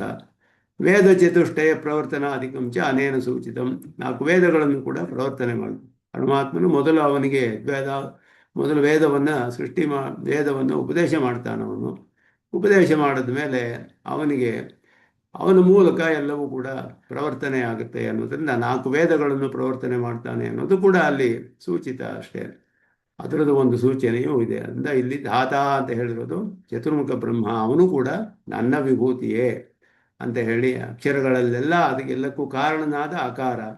ದ್ವಂದ್ವವು ಸಮಾಸಗಳಲ್ಲಿ ದ್ವಂದ್ವ ಸಮಾಸ. ಕಾಲವು ನಾನೇ, ಚತುರ್ಮುಖ ಬ್ರಹ್ಮನು ನಾನೇ ಅಂತ ಹೇಳಿ ತನ್ನೊಡನೆ ಸಮಾನಾಧಿಕರಣ ಹೇಳಿ ನನ್ನ ವಿಭೂತಿಯೇ ಎಲ್ಲವೂ ಕೂಡ ನನ್ನ ನಿಯಮನದಲ್ಲಿಯೇ ಇದೆಲ್ಲವೂ ಇರೋದು ಅನ್ನೋದನ್ನು ಹೇಳ್ತಾ ಇರುವಂಥದ್ದು. ಮೃತ್ಯು ಸರ್ವಹರಶ್ಚಾಹಂ ಉದ್ಭವಶ್ಚ ಭವಿಷ್ಯತಾಂ ಕೀರ್ತಿ ಶ್ರೀ ವಾಕ್ಚ ನಾರಿಣ ಸ್ಮೃತಿರ್ಮೇಧಾ ಧೃತಿ ಕ್ಷಮಾ. ಸರ್ವ ಪ್ರಾಣಹರ ಮೃತ್ಯುಶ್ಚ ಅಹಂ ಅಂತ ಹೇಳಿದ್ರು. ಮೃತ್ಯು ಅನ್ನುವ ಒಂದು ದೇವತೆ ಅಲ್ಲಿ. ಯಾಕೆಂದರೆ ಯಮನು ಹೇಳಲ್ಪಟ್ಟಿದ್ದಾನೆ, ಕಾಲ ಹೇಳಲ್ಪಟ್ಟಿದ್ದಾನೆ, ಯಮನು ಹೇಳಲ್ಪಟ್ಟಿದ್ದಾನೆ. ಕಾಲ ಕಲೇತಾಮಹಂ ಅಂತ ಹೇಳಿದ್ರು. ಯಮ ಅಂತ ಸಂಯಮ ಮಾಡೋದು, ನಿಯಮನ ಮಾಡುವನು ಅಂತ ಹೇಳೋದು. ಆದ್ದರಿಂದ ಇಲ್ಲಿ ಮೃತ್ಯು ಅನ್ನುವ ಒಂದು ದೇವತೆ, ಅದೊಂದು ಪುರುಷ ವಿಶೇಷ. ಆ ಮೃತ್ಯು ಅಂತ ಹೇಳುವುದು ಸರ್ವಹರಶ್ಚ ಅಹಂ, ಎಲ್ಲರ ಪ್ರಾಣಗಳನ್ನು ಅಪಹಾರ ಮಾಡುವನು. ಸರ್ವಪ್ರಾಣಹರ. ಸರ್ವಹರ ಅಂದರೆ ಸರ್ವಪ್ರಾಣಹರ ಅಂತ ಅರ್ಥ. ಅದಕ್ಕೆ ಮಧ್ಯಮ ಲೋಪಿ ಸಮಾಸ ಅಂತ ಅದಕ್ಕೆ ಹೆಸರು. ಮಧ್ಯಪದ ಲೋಪಿ ಸಮಾಸ. ಪ್ರಾಣ ಅನ್ನೋದು ಲೋಪವಾಗಿದೆ. ಸರ್ವಹರ ಸರ್ವಪ್ರಾಣಹರ ಅಂತ. ಮೃತ್ಯುಶ್ಚ ಅಹಂ. ಉದ್ಭವಶ್ಚ ಭವಿಷ್ಯತಾಂ. ಉದ್ಭವ ಅಂದರೆ ಉತ್ಪತ್ಸ್ಯಮಾನಾನಾಂ ಉದ್ಭವಾಖ್ಯಂ ಕರ್ಮ. ಉದ್ಭವ ಆಗುತ್ತೆ ಅನ್ನುವಂತಹ ಕರ್ಮವು. ಯಾವ್ಯಾವುದು ಉತ್ಪತ್ತಿಯಾಗುತ್ತೋ ಅವುಗಳ ಉದ್ಭವ ಅನ್ನುವಂತಹದ್ದು ನಾನೇ ಆಗಿದ್ದೇನೆ. ಮತ್ತು ಇದೆಲ್ಲ ಕೆಲವು ವಿಶೇಷವಾಗಿ ಇಲ್ಲಿ ಪರಮಾತ್ಮನ ಅಸಾಧಾರಣ ಶಕ್ತಿ ರೂಪಿಣಿಯರಾದ ಸ್ತ್ರೀಯರು ಹೇಳಲ್ಪಟ್ಟಿದ್ದಾರೆ. ಅಲ್ಲಿ ಶ್ರೀಹಿ, ಕೀರ್ತಿ, ಶ್ರೀಹಿ ಅಂತ ಇದು ಪದ ಪಾಠಕ್ರಮವಿದೆ. ಅರ್ಥಕ್ರಮದಲ್ಲಿ ಶ್ರೀಗೆ ಶ್ರೇಷ್ಠತೆ ಇರೋದ್ರಿಂದ ಶ್ರೀಶ್ಚ ಅಹಂ, ಶ್ರೀರಹಂ ಅಂತ ಮೊದಲು ಶ್ರೀಯನ್ನು ಹೇಳಿ ಆಮೇಲೆ ಕೀರ್ತಿಯನ್ನು ಹೇಳಿ. ನಾರೀಣಾಂ ಕೀರ್ತಿಶ್ಚಾಹಂ, ವಾಕ್ಚಾಹಂ, ಸ್ಮೃತಿಶ್ಚಾಹಂ, ಮೇಧಾಚಾಹಂ, ಧೃತಿಶ್ಚಾಹಂ, ಕ್ಷಮಾಚಾಹಂ. ಇದಕ್ಕಿನ್ನೇನು ವಿಶೇಷವಾದ ಅರ್ಥವಿಲ್ಲ. ಪರಮಾತ್ಮನ ಅಸಾಧಾರಣ ಶಕ್ತಿ ರೂಪಿಣಿಯರು ಅಂತ ಹೇಳಲ್ಪಟ್ಟಿದೆ. ಆ ರೀತಿ ಅರ್ಥ ಮಾಡ್ಕೊಳ್ಬೇಕು ಅಂತ. ಕರ್ಮಾನುರೂಪ ದಂಡನ ಕಾಲ ಅವಚ್ಛೇದ ಅಧಿಕೃತಯೋ ಯಮ ಕಾಲಾಖ್ಯ ಪುರುಷಯೋ ಉಕ್ತತ್ವಾತ್. ಕರ್ಮಕ್ಕೆ ಅನುರೂಪವಾಗಿ ದಂಡನೆಯನ್ನು ಕೊಡುವವನು ಯಮ ಅಂತ ಅದು ಮೊದಲೇ ಹೇಮ ಸಂಯಮತಾಮಹಂ ಅಂತ ಹೇಳಿ ಆಯಿತು ಹಿಂದೆ. ಕಾಲವು ಕೂಡ ಹೇಳಲ್ಪಟ್ಟಾಯಿತು. ಕಾಲಾವಚ್ಛೇದ ಅಧಿಕೃತವಾದ ಕಾಲಾಖ್ಯ ಪುರುಷ ಅವನು ಕಾಲ ಕಲಯತಾಮಹಂ ಅಂತ ಗಣನೆ ಮಾಡುವವನು. ಆಯುಸ್ಸೆಷ್ಟು ಅಂತ ಗಣನೆ ಮಾಡ್ತಾ ಇರ್ತಾನೆ ಅವನು ಕಾಲ ಅನ್ನುವ ಪುರುಷ. ಯಮ ಅನ್ನುವ ಪುರುಷ ದಂಡನೆ ಕೊಡುವವನು ಎಲ್ಲರಿಗೂ ನರಕಾದಿಕೋ ಲೋಕಗಳಲ್ಲಿ. ಅದಿಬ್ಬರು ಕೂಡ ಮೊದಲೇ ಹೇಳಿರೋದ್ರಿಂದ ಇಲ್ಲಿ. ಆದ್ದರಿಂದ ಉಕ್ತತ್ವಾತ್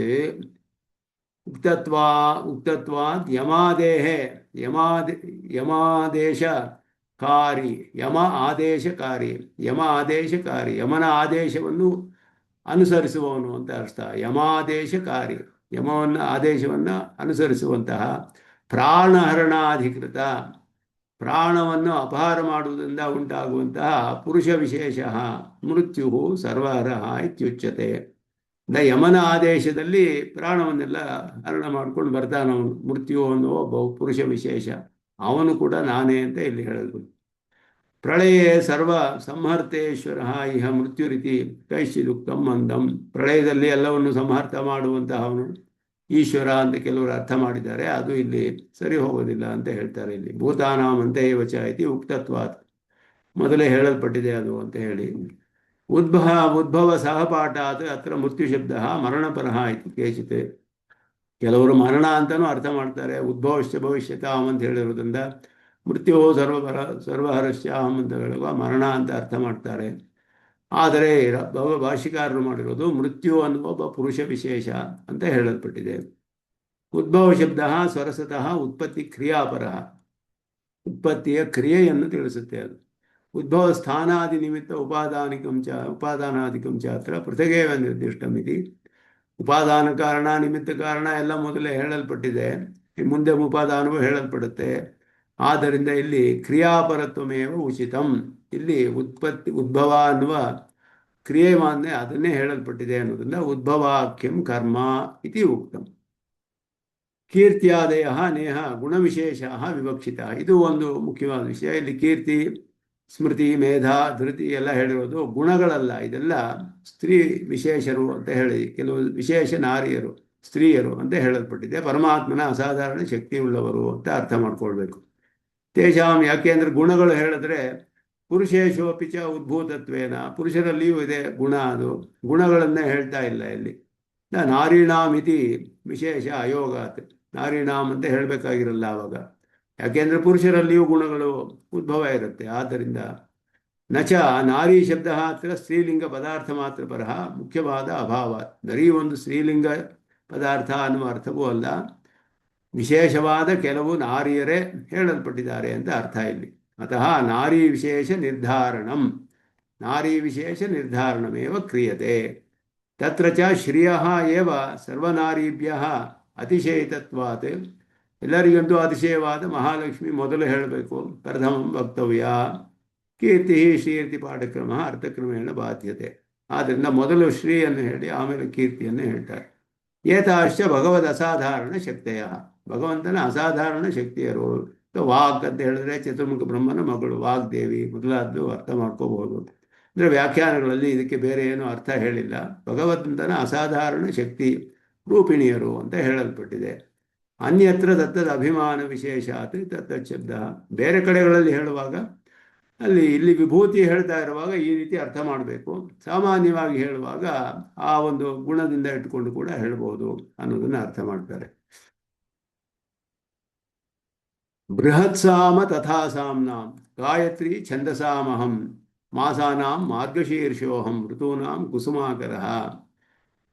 ಇಲ್ಲಿ ಎಲ್ಲ ವಿಭೂತಿಗಳನ್ನು ವಿಶೇಷವಾಗಿ ಹೇಳ್ತಾ ಇರುವಂತಹದ್ದು. ಬೃಹತ್ ಸಾಮ, ಸಾಮಗಳಲ್ಲಿ ಅನೇಕ ವಿಧವಿದೆ. ರಥಂತರ ಸಾಮ, ಬೃಹತ್ ಸಾಮ, ವೈರಾಜ ಸಾಮ ಮೊದಲಾದದ್ದು ಸಾಮಗಳೆಲ್ಲ ಇದೆಲ್ಲ ಋಕ್ ಮಂತ್ರಗಳೇನೆ. ಅದು ಗಾನ ರೂಪದಲ್ಲಿ ಹಾಡುವಂತಹದ್ದು.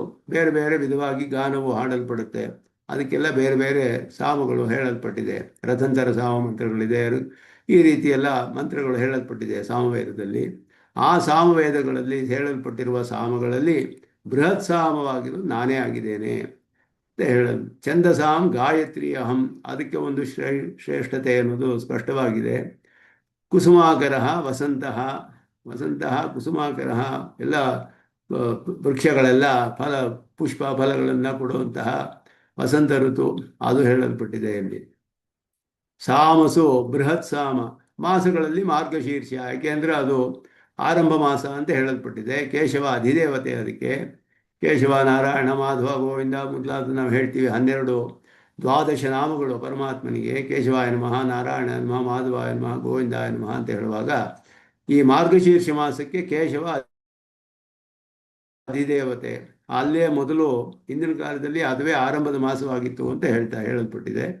ಆದ್ದರಿಂದ ಮಾರ್ಗಶೀರ್ಷ ಮಾಸದಲ್ಲಿಗೆ ಒಂದು ಶ್ರೇಷ್ಠತೆ, ಅದಕ್ಕೆ ಮಾಸಾನ ಮಾರ್ಗಶೀರ್ಷ ಅಂತ ಹೇಳಿ ಅದೆಲ್ಲ ಒಂದೊಂದರಲ್ಲಿ ಒಂದು ಉತ್ಕೃಷ್ಟತೆಯನ್ನು ಇಟ್ಟುಕೊಂಡು ಇಲ್ಲಿ ಹೇಳಲ್ಪಟ್ಟಿದೆ. ವಿಭೂತಿ ಅಂತ ಹೇಳಿಬಿಟ್ಟು ಸಾಮಗಳಲ್ಲೆಲ್ಲ ಬೃಹತ್ ಸಾಮ ಉತ್ಕೃಷ್ಟತ್ವಂ ಶ್ರುತ್ಯೈವ ಸಿದ್ಧಂ, ಬೃಹತ್ ಉತ್ಕೃಷ್ಟವಾದದ್ದು ಅಂತ ಶ್ರುತಿಯಲ್ಲಿಯೇ ಹೇಳಲ್ಪಟ್ಟಿದೆ. ಐತರೇಯ ಬ್ರಾಹ್ಮಣದಲ್ಲಿ, ಋಗ್ವೇದದ ಬ್ರಾಹ್ಮಣ ಸೇರಿದಂತಹದ್ದು, ಅದರಲ್ಲಿ ಹೇಳಲ್ಪಟ್ಟಿದೆ. ಬೃಹಚ್ಚವ ಇದಮಗ್ರೆ ರಥಂತರಂ ಚ ಆಸ್ತಾಂ, ಬೃಹತ್ ಸಾಮ ರಥಂತರ ಸಾಮ ಎರಡು ಇತ್ತಂತೆ. ವಾಕ್ಚವೈ ತನ್ಮನಶ್ಚ ಆಸ್ತಾಂ, ಒಂದು ವಾಕಾಗಿತ್ತು, ಒಂದು ಮನಸ್ಸಾಗಿತ್ತು. ವಾಗ್ವೈ ರಥಂತರಂ ಮನಃ ಬೃಹತ್ ತದ್ಬೃಹತ್ ಪೂರ್ವಂ ಸಸೃಜಾನಂ ರಥಂತರಂ ಅತ್ಯಮನ್ಯತ ತದ್ರಥಂತರಂ ಗರ್ಭಮದತ್ತ. ಇದೆಲ್ಲ ಏನು ಹೇಳಿದೆ ಅಂದರೆ ಬೃಹತ್ತಿಗೆ ಒಂದು ಅಧಿಕವಾದ ಸ್ಥಾನ ಅಷ್ಟೇ. ಇದು ವಾಕು ಮನಸ್ಸು ಅಂತ ಹೇಳಲ್ಪಟ್ಟು ವಾಗ್ವೈ ರಥಂತರಂ ಮನಃ ಬೃಹತ್, ಮನಸ್ಸು ಬೃಹತ್ ಆಗಿತ್ತು, ವಾಕು ರಥಂತರವಾಗಿತ್ತು. ಈಗ ಬೃಹತ್ ಪೂರ್ವಂ ಸಸೃಜಾನಂ, ಬೃಹತ್ತು ಸೃಷ್ಟಿ ಮಾಡಬೇಕು ಅಂತ ಹೇಳಿ ರಥಂತರಂ ಅತ್ಯಮನ್ಯತ, ರಥಂತರವನ್ನೇ ಹೋಗಿ ಸೇರಿಕೊಳ್ತು. ಆದ್ದರಿಂದ ಬೃಹತ್ತಿಗೆ ಒಂದು ಅಧಿಕವಾದ ಸ್ಥಾನ ಅಂತ ಹೇಳಿ ಈ ರೀತಿ ಒಂದು ನಿರೂಪಣೆ ಆ ವೇದದಲ್ಲಿ ಹೀಗೆ ಹೇಳಲ್ಪಟ್ಟಿದೆ. ಗಾಯತ್ರಿಯ ಛಂದಸಾಂ ಮಾತ್ರ ಬೃಹತ್ತು ಉತ್ಕೃಷ್ಟವಾದದ್ದು ಅಂತ ಒಂದು ಅರ್ಥ ಅಷ್ಟೇನೆ. ಅದಕ್ಕೆ ಗಾಯತ್ರಿಯ ಛಂದಸಾಂ ಮಾತೃತ್ವೇನ ಉತ್ಕರ್ಷ ಶ್ರುತಿಷು ಛಂದೋ ವಿಚಿತ್ಯಾಂಶ ಪ್ರವಚಿತ. ಸ್ಪಷ್ಟವಾಗಿ ಛಂದಸಾಂ ಮಾತಾ ಅಂತ ಗಾಯತ್ರಿಗೆ ಹೇಳಲ್ಪಟ್ಟಿದೆ. ಛಂದಸ್ಸುಗಳಿಗೆಲ್ಲ ಮಂತ್ರಗಳಲ್ಲೆಲ್ಲ ಅದು ಗಾಯತ್ರಿ ಛಂದಸ್ಸು ಉತ್ಕೃಷ್ಟವಾದದ್ದು ಎಲ್ಲ ಛಂದಸ್ಸುಗಳಲ್ಲಿಯೂ. ಮತ್ತೆ ಎಕ್ಸ್ಪ್ಲೇನ್ ಮಾಡ್ತೀರಾ? ರಥಂತರಂ ಅದಕ್ಕಿಂದೇನು ಎಕ್ಸ್ಪ್ಲನೇಷನ್ ಇಲ್ಲ. ರಥಂತರ ಅನ್ನೋದು ಹೆಸರು ಅಷ್ಟೇ, ಒಂದು ರಥಂತರ ಸಾಮ ಅನ್ನೋದು ಕೆಲವು ಮಂತ್ರಗಳು ಹಾಡುವಂತಹ ಸಾಮ ಗಾನ ಮಾಡುವಂತಹದ್ದು. ಅಲ್ಲ, ಗರ್ಭ ಮದತ್ತ ಅಂತ ಬಂದಿಲ್ಲ, ಅದಕ್ಕೋಸ್ಕರ ಕೇಳಿದೆ. ಅದು ಹೆಂಗೆ ಹೇಳಿದೆ, ಎರಡು ಸೇರಿ ಹೊಸದಾದ ಒಂದು ಸಾಮವನ್ನು ಉತ್ಪತ್ತಿ ಮಾಡೋದು, ಆ ರೀತಿ ಯಾವುದೋ ಅರ್ಥ ತೆಗೆದುಕೊಳ್ಬೇಕಲ್ಲಿ. ಗರ್ಭಮದತ್ತ ಅಂದ್ರೆ ಇದು ಮಂತ್ರಗಳಿದೆಲ್ಲ ವೇದ ಮಂತ್ರಗಳು. ಬೃಹತ್ ಸಾಮ ರಥಂತರ ಸಾಮ ಎಲ್ಲ ಬೃಹತ್ ಸಾಮವು ರಥಂತರೊಡನೆ ಸೇರಿ ನಾವು ಉತ್ಪತ್ತಿ ಮಾಡೋಣ ಅಂತ ಹೇಳಿದ್ರಿಂದ ಬೃಹತ್ ಸಾಮಕ್ಕೆ ಶ್ರೇಷ್ಠತೆ ಅಂತ ಹೇಳಲ್ಪಟ್ಟಿದೆ. ಅಷ್ಟೇನೆ, ಇನ್ನೇನು ಅದರಲ್ಲಿ ತುಂಬಾ ಮಂತ್ರಗಳಿದೆ. ಐತರೇಯ ಬ್ರಾಹ್ಮಣದಲ್ಲಿ ಬೇಕಾದಷ್ಟು ಬರುತ್ತೆ ಆ ರೀತಿ ಮಂತ್ರಗಳು. ಅದರಲ್ಲಿ ವಿಸ್ತಾರವಾಗಿ ಮಂತ್ರಗಳು ಬರುತ್ತೆ. ಅದರಲ್ಲಿ 4ನೆಯ ಇದರಲ್ಲಿ ಬರುತ್ತೆ ಅದು ಪಂಚಿಕಾ ಅಂತ ಹೇಳಿ, ಚತುರ್ಥ ಪಂಚಿಕಾ ಅಂತ ಹೇಳಿಬಿಟ್ಟು ಚತುರ್ಥ ಪಂಚಿಕಾನಲ್ಲಿ ಬರುವಂತಹ ವಿಷಯ ಇದು. ಚತುರ್ಥ ಪಂಚಿಕೆಯಲ್ಲಿ ಕಡೇನಲ್ಲಿ ಬರುವಂತಹ ಮಂತ್ರಗಳು ಇದೆಲ್ಲ ಐತರೇಯ ಬ್ರಾಹ್ಮಣದಲ್ಲಿ. ಅದು ಈ ರೀತಿ ಬರುತ್ತೆ. ಇಲ್ಲಿ ಅರ್ಥಗಳೆಲ್ಲ ಕಡೆಯಲ್ಲಿ ಬರುತ್ತೆ. ಅದು ಶಾಕ್ವರ, ಬೃಹತ್ತು, ವೈರಾಜ, ರಥಂತರ, ಇದಿರ್ತೀರಿ ಎಲ್ಲ ಬೇಕಾದಷ್ಟು ಮಂತ್ರಗಳು ಅದರಲ್ಲಿ ಬರುತ್ತೆ. ಇವಾಗ ಅದು ತೋರಿಸ್ತೀನಿ ನೋಡಿ, ಒಂದು ಶೇರ್ ಮಾಡಿಬಿಟ್ಟು ನಿಮಗೆ ಒಂದು ಉದಾಹರಣೆಗೆ ಮಂತ್ರಗಳು ಹೇಗೆ ಬರುತ್ತೆ ಅದಕ್ಕೆ ವ್ಯಾಖ್ಯಾನ ಎಲ್ಲ ನೋಡಿಕೊಂಡು ನಾವು ಅರ್ಥ ಮಾಡ್ಕೊಳ್ಬೇಕು. ಅದು ಸ್ವಲ್ಪ ಕಷ್ಟವಾದ ವಿಷಯ. ಅದು ಆ ವಿಸ್ತಾರ ನಮಗೆ ಇಲ್ಲಿ ಬೇಕಾಗಿಲ್ಲ. ಆದರೆ ಅಲ್ಲಿ ಬರುತ್ತೆ. ಇದರಲ್ಲಿ ಐತರೇಯ ಬ್ರಾಹ್ಮಣ ಇದು. ಬೃಹಚ್ಚವ ಇದಮಗ್ರೆ ರಥಂತರಂ ಚಾಸ್ತಾಂ ವಾಗ್ ಚವೈ ತನ್ಮನಶ್ಚಾಸ್ತಾಂ ವಾಗ್ ವೈ ರಥಂತರಂ ಮನೋ ಬೃಹತ್ ಬೃಹತ್ ಪೂರ್ವಂ ಸಸೃಜಾನಂ ಎಲ್ಲ ಹೇಳಿದೆ. ಇದೆಲ್ಲ ಹೇಳುವಾಗ ಬೃಹತ್ರದಂತೆ ಪೂರ್ವಮಿಮೇ ವೈ ಇದೆಲ್ಲ ವ್ಯಾಖ್ಯಾನದಲ್ಲಿ ವಿಸ್ತಾರ ಮಾಡ್ತಾರೆ ಇದೆಲ್ಲ. ಯಾಕೆ ಅದಕ್ಕೆ ಒಂದು ಇದು ಹೇಳ್ತೆ ಅಂತ ಹೇಳಿದ್ರೆ, ಸೃಷ್ಟಿ ಮಾಡಬೇಕು ಅನ್ನುವ ಒಂದು ದೃಷ್ಟಿಯಿಂದ ಅದು ರಥಂತರ ಸಾಮವನ್ನು ಹೋಗಿ ಸೇರ್ಕೊಳ್ತು. ರಥಂತರ ಸಾಮನೊಡನೆ ವಾಗ್ರೂಪತ್ವಾತೇವ ಸ್ತ್ರೀ ರೂಪತ್ವ. ರಥಂತರ ಸಾಮವು ವಾಕ್ ಅಂತ ಹೇಳಿರೋದ್ರಿಂದ ಸ್ತ್ರೀ ರೂಪ, ಇದು ಪುರುಷ ರೂಪ. ಮನೋರೂಪತ್ವಾತ್ ಪುರುಷ ರೂಪತ್ವಂ. ಆದ್ದರಿಂದ ಬೃಹತ್ತಿಗೆ ಸ್ವಲ್ಪ ಉತ್ಕೃಷ್ಟತೆ ಹೇಳಿದೆ ಅಂತ ಇಲ್ಲಿ ಹೇಳ್ತಾರೆ. ಅತಿಶಯಿತಂ ತತ್ ಸ್ವರೂಪಂ ಧ್ಯಾತವತ್ ಬೃಹತ್ ಸಾಮ ಸ್ವಸ್ಯ ಪುರುಷತ್ವಾಭಿಮಾನೇನ ರಥಂತರ ಸಾಮ್ನಿ ಸ್ತ್ರೀತ್ವ ಭಾವನೆಯ ಸಂಗಮ ಕರೋತ್ ಅಂತ ಹೇಳಿಬಿಟ್ಟು ಈ ರೀತಿ ಹೇಳಿದೆ. ಪುರುಷ ಸ್ತ್ರೀಗೆ ಪತಿ ಪತ್ನಿಯರಿಗೆ ಶೇಷಶೇಷಿ ಭಾವವು ಅಲ್ಲಿ ಕೂಡ ಹೇಳಲ್ಪಟ್ಟಿದೆ ಎಲ್ಲ ಕಡೆಯೂ ಶಾಸ್ತ್ರಗಳಲ್ಲೆಲ್ಲ. ಆ ಒಂದು ದೃಷ್ಟಿಯಿಂದ ಇದಕ್ಕೆ ಒಂದು ಒಂದು ಉತ್ಕೃಷ್ಟತೆ ಹೇಳಲ್ಪಟ್ಟಿದೆ ಅಂತ ಹೇಳಿ ಈ ರೀತಿ ಅದೆರಡು ಮಾಡಿ ವೈರೂಪ ಅನ್ನುವ ಸಾಮವನ್ನು ಸೃಷ್ಟಿ ಮಾಡ್ತು ಎಲ್ಲ ಹೇಳಿದೆ. ಮಂತ್ರಗಳು ಹೇಗೆ ಒಂದಕ್ಕೊಂದಕ್ಕೆ ಸೇರಿ ಸೃಷ್ಟಿಯಾಗುತ್ತೆ ಅನ್ನುವ ವಿಷಯಗಳೆಲ್ಲ ಅಲ್ಲಿ ಬರುತ್ತೆ. ಅದೆಲ್ಲ ಬೇರೆ ಬೇರೆ ರೀತಿಯಲ್ಲಿ ಶಾಸ್ತ್ರದಲ್ಲಿ ನಿರೂಪಣೆ ಮಾಡುತ್ತೆ. ನಿರೂಪಣೆ ಮಾಡುವಾಗ ಆ ರೀತಿ ಬರುತ್ತೆ. ಅದು ಉಪನಿಷತ್ತುಗಳಲ್ಲಿ ಹೇಗೆ ಬರುತ್ತೆ ಅನ್ನೋದನ್ನು ನಾವು ತಿಳಿಸ್ಕೊಳ್ಬೇಕು. ಅದನ್ನು ಅಷ್ಟೇ. ಸಿಸ್ಟಮ್ಯಾಟಿಕ್ ಆಗಿ ಕಾಸ್ ಅಂಡ್ ಡಿಫೆಕ್ಟ್ ಆಗಿ ಬರ್ತಿದೆ. ಹೌದು, ಅದು ಉಪನಿಷತ್ತಲ್ಲಿ ಎಲ್ಲ ವೇದಗಳಲ್ಲಿ ಎಲ್ಲ ಸ್ಪಷ್ಟವಾಗಿ ಹೇಳುತ್ತೆ. ಕೆಲವು ಕಥೆ ರೂಪದಲ್ಲಿ ಹೇಳುತ್ತೆ, ಕೆಲವು ಈ ರೀತಿಯಲ್ಲಿ ಹೇಳಲ್ಪಟ್ಟಿದೆ. ಅದೆಲ್ಲ ಸ್ವಲ್ಪ ವ್ಯಾಖ್ಯಾನವೆಲ್ಲ ಓದಿ ನಾವು ವಿಶೇಷವಾಗಿ ತಿಳಿಸ್ಕೊಳ್ಬೇಕು. ಹೇಗೆ ಹೇಗೆ ಆಗಿದೆ ಮಂತ್ರಗಳ ಒಂದು ಸೃಷ್ಟಿ, ಯಾವ್ಯಾವ ರೀತಿಯಲ್ಲಿ ವಿಧವಾದ ಸಾಮುಗಳೆಲ್ಲ ಬಂದಿದೆ, ಅದೆಲ್ಲ ಅದೇ ಇಲ್ಲಿ ತಿಳಿಬೇಕಾದ್ದು. ಬೃಹತ್ ಅನ್ನೋದಕ್ಕೆ ಸ್ವಾಮಿ ದೇಶಿಕರು ಇದೆಲ್ಲ ತೆಗಿತಾರೆ. ಯಾವುದೋ ಐತರೇಯ ಬ್ರಾಹ್ಮಣದಲ್ಲಿ 4ನೇ ಪಂಚಿಕೆಯಲ್ಲಿ ಕಡೆಯಲ್ಲಿ ಇರುವ ಯಾವುದೋ ಒಂದು ಮಂತ್ರವನ್ನು ತೆಗೆದು ಉದಾಹರಿಸ್ತಾರೆ. ಇಲ್ಲಿ ಅವರಿಗೆ ಎಷ್ಟು ಎಲ್ಲ ಕರತಲಾಮಲಕವಾಗಿತ್ತು ಎಲ್ಲ ಉಪನಿಷತ್ತುಗಳು ಅಂತ ತಿಳಿಯುತ್ತೆ ನಮಗೆ. ತೆಗೆದು ಉದಾಹರಿಸ್ತಾರೆ. ಬೃಹಚ್ಚವಾಯುಧಮಗ್ರೆ ರಥಂತರಂ ಚಾಸ್ತಾಂ ಇದೆಲ್ಲ ಐತರೇಯ ಬ್ರಾಹ್ಮಣದಲ್ಲಿ ಹೇಳಿದೆ, ನೋಡ್ಕೊಳ್ಳಿ ಅಂತ ಹೇಳಿದ್ರು. ಗಾಯತ್ರಿ ಛಂದಸಾಂ ಮಾತಾ ಅಂತ ಸ್ಪಷ್ಟವಾಗಿ ಹೇಳಲ್ಪಟ್ಟಿದೆ. ಆ ರೀತಿ ಬಹ್ವೃಚೋಪನಿಷದಿ ಇದು ಕೂಡ ಋಗ್ವೇದದ ಅಗ್ರಂ ವೈ ಛಂದಸಾಂ ಗಾಯತ್ರಿ ಅಂತ ಹೇಳಲ್ಪಟ್ಟಿದೆ ಅದರಲ್ಲಿ. ಆದ್ದರಿಂದ ಋಗ್ವೇದದ ಸೇರಿದ ಉಪನಿಷತ್ತು. ಮಾಸೇಶು ಮಾರ್ಗಶೀರ್ಷಸ್ಯ ಅತಿಶಯ ವರ್ಷಗರ್ಭಾಧಾನ ಕಾಲತ್ವಾತ್ ಮಾಸಾದಿದೇವೇಶು ಕೇಶವಾದಿಷು ದ್ವಾದಶಸು ಪ್ರಥಮಸ್ಯ ಕೇಶವಸ್ಯ ಮಾಸತ್ವಾತ್ ಋತುವರ್ಗ ಆರಂಭಕಾಲತ್ವಾಚ. ಋತುವರ್ಗಗಳೆಲ್ಲ ಆರಂಭಿಸುತ್ತೆ ಆಮೇಲೆ. ಆದ್ದರಿಂದ ಅದಕ್ಕೆ ಗರ್ಭಾಧಾನ ಕಾಲ ಅಂತ ಹೇಳಲ್ಪಟ್ಟಿದೆ. ಮಾಸಗಳು ಅಲ್ಲಿಂದನೇ ಸೃಷ್ಟಿ, ಅಲ್ಲಿಂದನೇ ಸ್ಟಾರ್ಟ್, ಆರಂಭ. ಅಲ್ಲಿಂದ ಋತುಗಳೆಲ್ಲ ಮುಂದೆ ಉಂಟಾಗುತ್ತೆ ಅಂತ ಹೇಳೋದ್ರಿಂದ ಆ ರೀತಿ ಅದಕ್ಕೆ ವರ್ಷಗರ್ಭಾಧಾನ ಕಾಲ ಅಂತ ಹೇಳಲ್ಪಟ್ಟಿದೆ. ಅದಕ್ಕೆ ಅದು ಮುಂದೆ ಎಲ್ಲ ವರ್ಷಕಾಲ ಮಳೆ ಎಲ್ಲ ಬರುತ್ತೆ, ವಸಂತ ಋತು ಬರುತ್ತೆ, ಇದೆಲ್ಲ ಬರುತ್ತೆ ಮುಂದೆ. ಆದ್ದರಿಂದ ಕೇಶವಾದಿ ದ್ವಾದಶ ನಾಮಗಳಲ್ಲಿ ಕೇಶವ ಅಧಿದೇವತೆ, ಮಾರ್ಗಶೀರ್ಷ ಮಾಸಕ್ಕೆ ಅಧಿದೇವತೆ ಕೇಶವ ಅಂತ ಹೇಳಲ್ಪಟ್ಟಿರೋದ್ರಿಂದ ಆದ್ದರಿಂದ ಅದಕ್ಕೆ ಒಂದು ಶ್ರೇಷ್ಠತೆ ಮೊದಲನೆಯದಾದ್ದರಿಂದ ಕುಸುಮಾಕರ ಶಬ್ದೇನೈವ ವಸಂತಸ್ಯ ಪ್ರತ್ಯಕ್ಷ ಸಿದ್ಧ ಸರ್ವ ಪ್ರಾಣಿ ಸುಖ ಹೇತು ಅತಿಶಯ ವಿಮರ್ಶೆಗೋಸ್ಕರ ಕೇಳ್ತಿದ್ದೀನಿ. ದ್ವಂದ್ವ ಸಮಾಸ ಪ್ರಧಾನ ಅಂತ ಹೇಳಿದ್ರಿಂದ ನನಗನ್ನಿಸ್ತು ಸೃಷ್ಟಿ ಎಲ್ಲ ಪುರುಷ ಸ್ತ್ರೀ ಪ್ರಧಾನ ಆದ್ರಿಂದ ದ್ವಂದ್ವ ಸಮಾಸದಲ್ಲಿ ಎರಡಕ್ಕೂ ಇದಕ್ಕೂ ಸಂಬಂಧ ಇಲ್ವಾ? ಇಲ್ಲ, ಸಂಬಂಧ ಇಲ್ಲ. ಅದು ಆಮೇಲೆ ವಿಚಾರ ಮಾಡೋಣ. ಅದಕ್ಕಿಂತ ಸಂಬಂಧ ಇಲ್ಲ.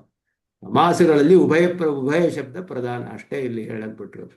ಅದು ಬೇರೆ ನಾವು ಆ ರೀತಿ ವಿವರಣೆ ಕೊಡಕ್ಕೆ ಇಲ್ಲಿ ಅವಕಾಶ ಇಲ್ಲ ಇಲ್ಲಿ. ಸರಿ. ವಸಂತ ಋತು ಅನ್ನೋದು ಎಲ್ಲರಿಗೂ ಸುಖವನ್ನು ಉಂಟು ಮಾಡೋದ್ರಿಂದ ಒಂದು ಅತಿಶಯವು ಉಂಟವಾಗಿದೆ. ಪ್ರತ್ಯಕ್ಷ ಸಿದ್ಧವಾದದ್ದು ಅಂತ ಹೇಳಿ ವಸಂತ ಋತುವನ್ನು ಅತಿಶಯ. ವಸಂತೆ ವದಂತೆ ಜ್ಯೋತಿಷಾಯ ಜೇತ. ಜ್ಯೋತಿಷ್ಠೋಮಯಾಗ ಮಾಡಬೇಕಾದ್ರೆ ವಸಂತ ಋತುವಲ್ಲಿ ಮಾಡಬೇಕು ಅಂತ ಶ್ರುತಿ ಹೇಳಲ್ಪಟ್ಟಿದೆ. ಶ್ರೌತಸೂತ್ರ ಆಪಸ್ತಂಭ ಶ್ರೌತಸೂತ್ರದಲ್ಲಿ ಹೇಳಲ್ಪಟ್ಟಿದೆ. ವಸಂತೆ ದೀಕ್ಷೆ ವಿಪ್ರಂ ಗ್ರೀಷ್ಮೆ ರಾಜನ್ಯಮೇವಚ. ಇದೆಲ್ಲ ಕೆಲವು ಕಾಲಗಳಲ್ಲಿ ಕೆಲವು ಯಾಗಗಳನ್ನು ಮಾಡಬೇಕು, ಇದು ಮಾಡಬೇಕು, ಅದೆಲ್ಲ ಹೇಳಿರೋದ್ರಿಂದ ಈ ರೀತಿ ಅದು ಕೂಡ ಹೇಳಲ್ಪಟ್ಟಿದೆ.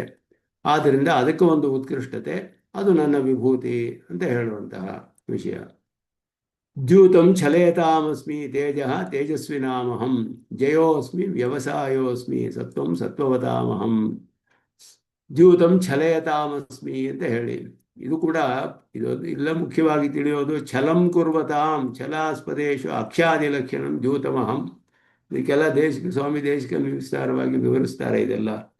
ಋಗ್ವೇದದಲ್ಲಿ ಅಕ್ಷ ಸೂಕ್ತ ಅಂತಲೇ ಇದೆ, ಸೂಕ್ತಗಳು ಹೇಳಲ್ಪಟ್ಟಿದೆ. ಈ ಪಗಡೆ ಆಟ ಆಡೋದು, ಜೂಜು ಆಡೋದು ಅದೆಲ್ಲ ಕೂಡ. ಹಾಗೆ ಛಲಾಸ್ಪದೇಶು, ಇಲ್ಲ ಜೂಜಾಡುವವರಲ್ಲಿ ಛಲಂ ಕುರ್ವತಾಂ ಅಂತ ಅರ್ಥ. ಇಲ್ಲಿ ಜೂತಂ ಛಲಯತಾಂ ಅಂದರೆ ಛಲಂ ಕುರ್ವತಾಂ ಅಂತ ಅರ್ಥ. ವ್ಯಾಕರಣಕ್ಕೆ ಅನುಗುಣವಾಗಿ ಛಲಂ ಕುರ್ವತಾಂ, ಛಲವನ್ನು ಮಾಡುವವರು ಅಂದರೆ ದ್ಯೂತ ಆಡುವವರು ಅಂತ ಅರ್ಥ. ಅಕ್ಷಾದಿ ಲಕ್ಷಣಂ ದ್ಯೂತಮಹಂ. ಅಕ್ಷ ಅಂತ ಹೇಳಿದ್ರೆ ಪಗಡೆ ಕಾಯಿಗಳು, ಅದನ್ನು ಉಪಯೋಗಿಸಿ ಆಡುವಂತಹ ದ್ಯೂತವು ನಾನಾಗಿದ್ದೇನೆ. ಅದಕ್ಕೆ ಒಂದು ಉತ್ಕೃಷ್ಟತೆ ಸ್ವಾಮಿ ದೇಶಿಕನ್ ಹೇಳ್ತಾರೆ ಹೇಗೆ ಅಂತ ಮುಂದೆ. ತೇಜಸ್ವಿನಾಂ ತೇಜ ಅಹಂ ಜೇತೃಣಾಂ ಜಯ ಅಸ್ಮಿ. ತೇಜಸ್ಸು, ಅವುಗಳ ತೇಜಸ್ವಿಗಳ ತೇಜಸ್ಸು ನಾನೇ ಆಗಿದ್ದೇನೆ. ಜಯಿಸುವವರ ಒಂದು ಜಯವೂ ಕೂಡ ನಾನೇ ಆಗಿದ್ದೇನೆ. ವ್ಯವಸಾಯಿನಾಂ ವ್ಯವಸಾಯ ಅಸ್ಮಿ. ದೃಢ ನಿಶ್ಚಯ ಮಾಡುವವರಲ್ಲಿ ಆ ನಿಶ್ಚಯವು ನಾನೇ ಆಗಿದ್ದೇನೆ. ಸತ್ವವತಾಂ ಸತ್ವಂ, ಯಾವುದರಲ್ಲಿ ಯಾವ್ಯಾವುದಕ್ಕೆ ಪ್ರಾಧಾನ್ಯ ಅನ್ನೋದು ಇಲ್ಲಿ ತಿಳಿದು ಬರುತ್ತೆ. ಮಹಾಮನಸ್ತ್ವಂ, ಸತ್ವವಂತರಲ್ಲಿ ಸತ್ವ ಅಂತ ಹೇಳಿದ್ರೆ ಮಹಾಮನಸ್ಸನ್ನು ಹೊಂದಿರುವಂಥದ್ದು, ಅದು ನಾನೇ ಆಗಿದ್ದೇನೆ ಅನ್ನೋದನ್ನ ಇಲ್ಲಿ. ಛಲಯತಾಂ ಇತ್ಯತ್ರ ತತ್ಕರೋತಿ ಇತಿ ನಿಚು ಇತಿ ಅಭಿಪ್ರಾಯಣ. ನಿಚ್ ಪ್ರತ್ಯಯ ಬಂದು ಇಲ್ಲಿ ತತ್ಕರೋತಿ ಎನ್ನುವ ಸೂತ್ರದಿಂದ ಛಲಯತಾಂ ಅಂದರೆ ಛಲಂ ಕುರ್ವತಾಂ ಅಂತ ಅರ್ಥ, ಮಾಡುವವರಲ್ಲಿ ಅಂತ ಅರ್ಥ. ಅದು ಮಾಡ್ತಾನೆ ಅನ್ನೋದು ಒಂದು ಅರ್ಥದಲ್ಲಿ ನಿಚ್ ಪ್ರತ್ಯಯ ಬಂದು ಈ ರೂಪ ಬಂದಿದೆ ಛಲಯತಾಂ ಅಂತ ಹೇಳಿ. ಅದರಿಂದ ಛಲವನ್ನು ಮಾಡುವವರಲ್ಲಿ ಛಲಂ ಕುರ್ವತಾಂ ಅಥವಾ ಕರೋತಿ ಅನ್ನುವ ಮಾಡುವುದು ಅನ್ನೋ ಅರ್ಥದಲ್ಲಿ ಬರುವಂತಹ ಶಬ್ದ ಅದು. ಅಕ್ಷ ಸಂಚಾರಾದಿ ಮಾತ್ರೇಣ ಜಯಪರಾಜಯ ರೂಪಾತ್ ಇಹ ಛಲತ್ವವಾಚೋ ವಚೋಯುಕ್ತಿ ಇದು ಅಭಿಪ್ರಾಯಣ ಅಕ್ಷಾದಿ ಲಕ್ಷಣ. ಏನಂದರೆ ಶಸ್ತ್ರಗಳೆಲ್ಲ ಇಟ್ಕೊಂಡು ತನ್ನ ಪೌರುಷವನ್ನು ತೋರಿಸಿ ಯುದ್ಧ ಮಾಡಿ ಶತ್ರುಗಳನ್ನು ಸಂಹಾರ ಮಾಡಿ ಜಯಿಸೋದಿಲ್ಲ. ಬರೀ 2 ಪಗಡೆಗಳನ್ನು ಆಡಿಸಿಯೇ ಜಯ ಪರಾಜಯ ನಿಶ್ಚಯ ಆಗಿಬಿಡುತ್ತೆ. ಏನು ಒಂದು ಶಸ್ತ್ರ ಹಿಡಿಯೋದಿಲ್ಲ, ಒಂದು ಯುದ್ಧ ಮಾಡಲ್ಲ, ಪೌರುಷ ತೋರಿಸಲ್ಲ, ಏನಿಲ್ಲ. ಪಗಡೆಕಾಯಿಗಳನ್ನು ಹಾಸಿ ಅದನ್ನು ಉರುಳಿಸೋದ್ರಿಂದ ಅದ್ರಲ್ಲಿ ಬರೋ ಸಂಖ್ಯೆಗಳಿಂದಲೇ ಜಯ ಪರಾಜಯ ಎಲ್ಲ ರಾಜ್ಯವೆಲ್ಲ ಕಳ್ಕೊಂಡು ಬಿಡ್ತಾರೆ. ಹಾಗೆ ಅದರಿಂದ ಇಲ್ಲಿ ಹೇಳಿದೆ ಅಕ್ಷಾದಿ ಲಕ್ಷಣಂ ಅಂತ ಹೇಳಿ. ಅಕ್ಷ ಸಂಚಾರಾದಿ ಮಾತ್ರೇಣ, ಆ ಪಗಡೆ ದಾಳವನ್ನು ಸಂಚಾರ ಮಾಡೋದು ಮಾತ್ರದಿಂದಲೇ ಜಯ ಪರಾಜಯ ಆರೋಪಾತ್ ಜಯ ಪರಾಜಯ ಆರೋಪ. ಗೆದ್ದರೆ ಇಷ್ಟನೇ ಸಂಖ್ಯೆ ಬಂತು ಅಂದರೆ ಅವನಿಗೆ ರಾಜ್ಯ ಬಂದುಬಿಡುತ್ತೆ. ಹಾಗೆ ಹೇಳಿರೋದ್ರಿಂದ ಛಲತ್ವ ವಾಚೋ ಯುಕ್ತಿ ಅಂದರೆ ವಂಚನೆ ಮಾಡ್ತಾನೆ ಅಂತ ಅರ್ಥ. ಬರೀ ಒಂದು ಪಗಡೆಯನ್ನು ಆಡಿಸಿ ಇವನು ಜಯ ಪಡ್ಕೊಂಡ್ಬಿಡ್ತಾನಲ್ಲ, ಅದರಿಂದ ಆ ರೀತಿ ಹೇಳಲ್ಪಟ್ಟಿದೆ ಅಕ್ಷಾದಿ ಲಕ್ಷಣಂ.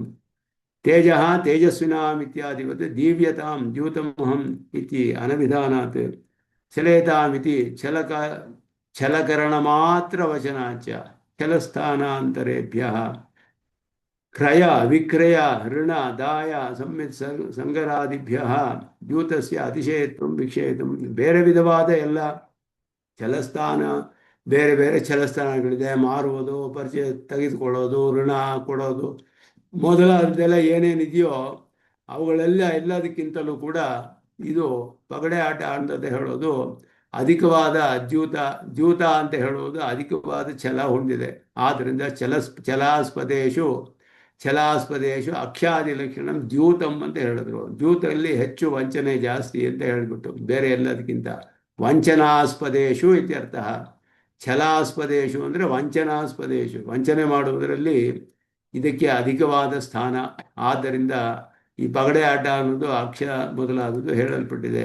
ಅಕ್ಷಾದಿ ಇತ್ಯಾದಿನ ಶಬ್ದೇನ ಸಜೀವ ನಿರ್ಜೀವ ಸಮಸ್ತ ದ್ಯೂತವರ್ಗ ಸಂಗ್ರಹ ಅಂತ ಹೇಳಿದ್ರು.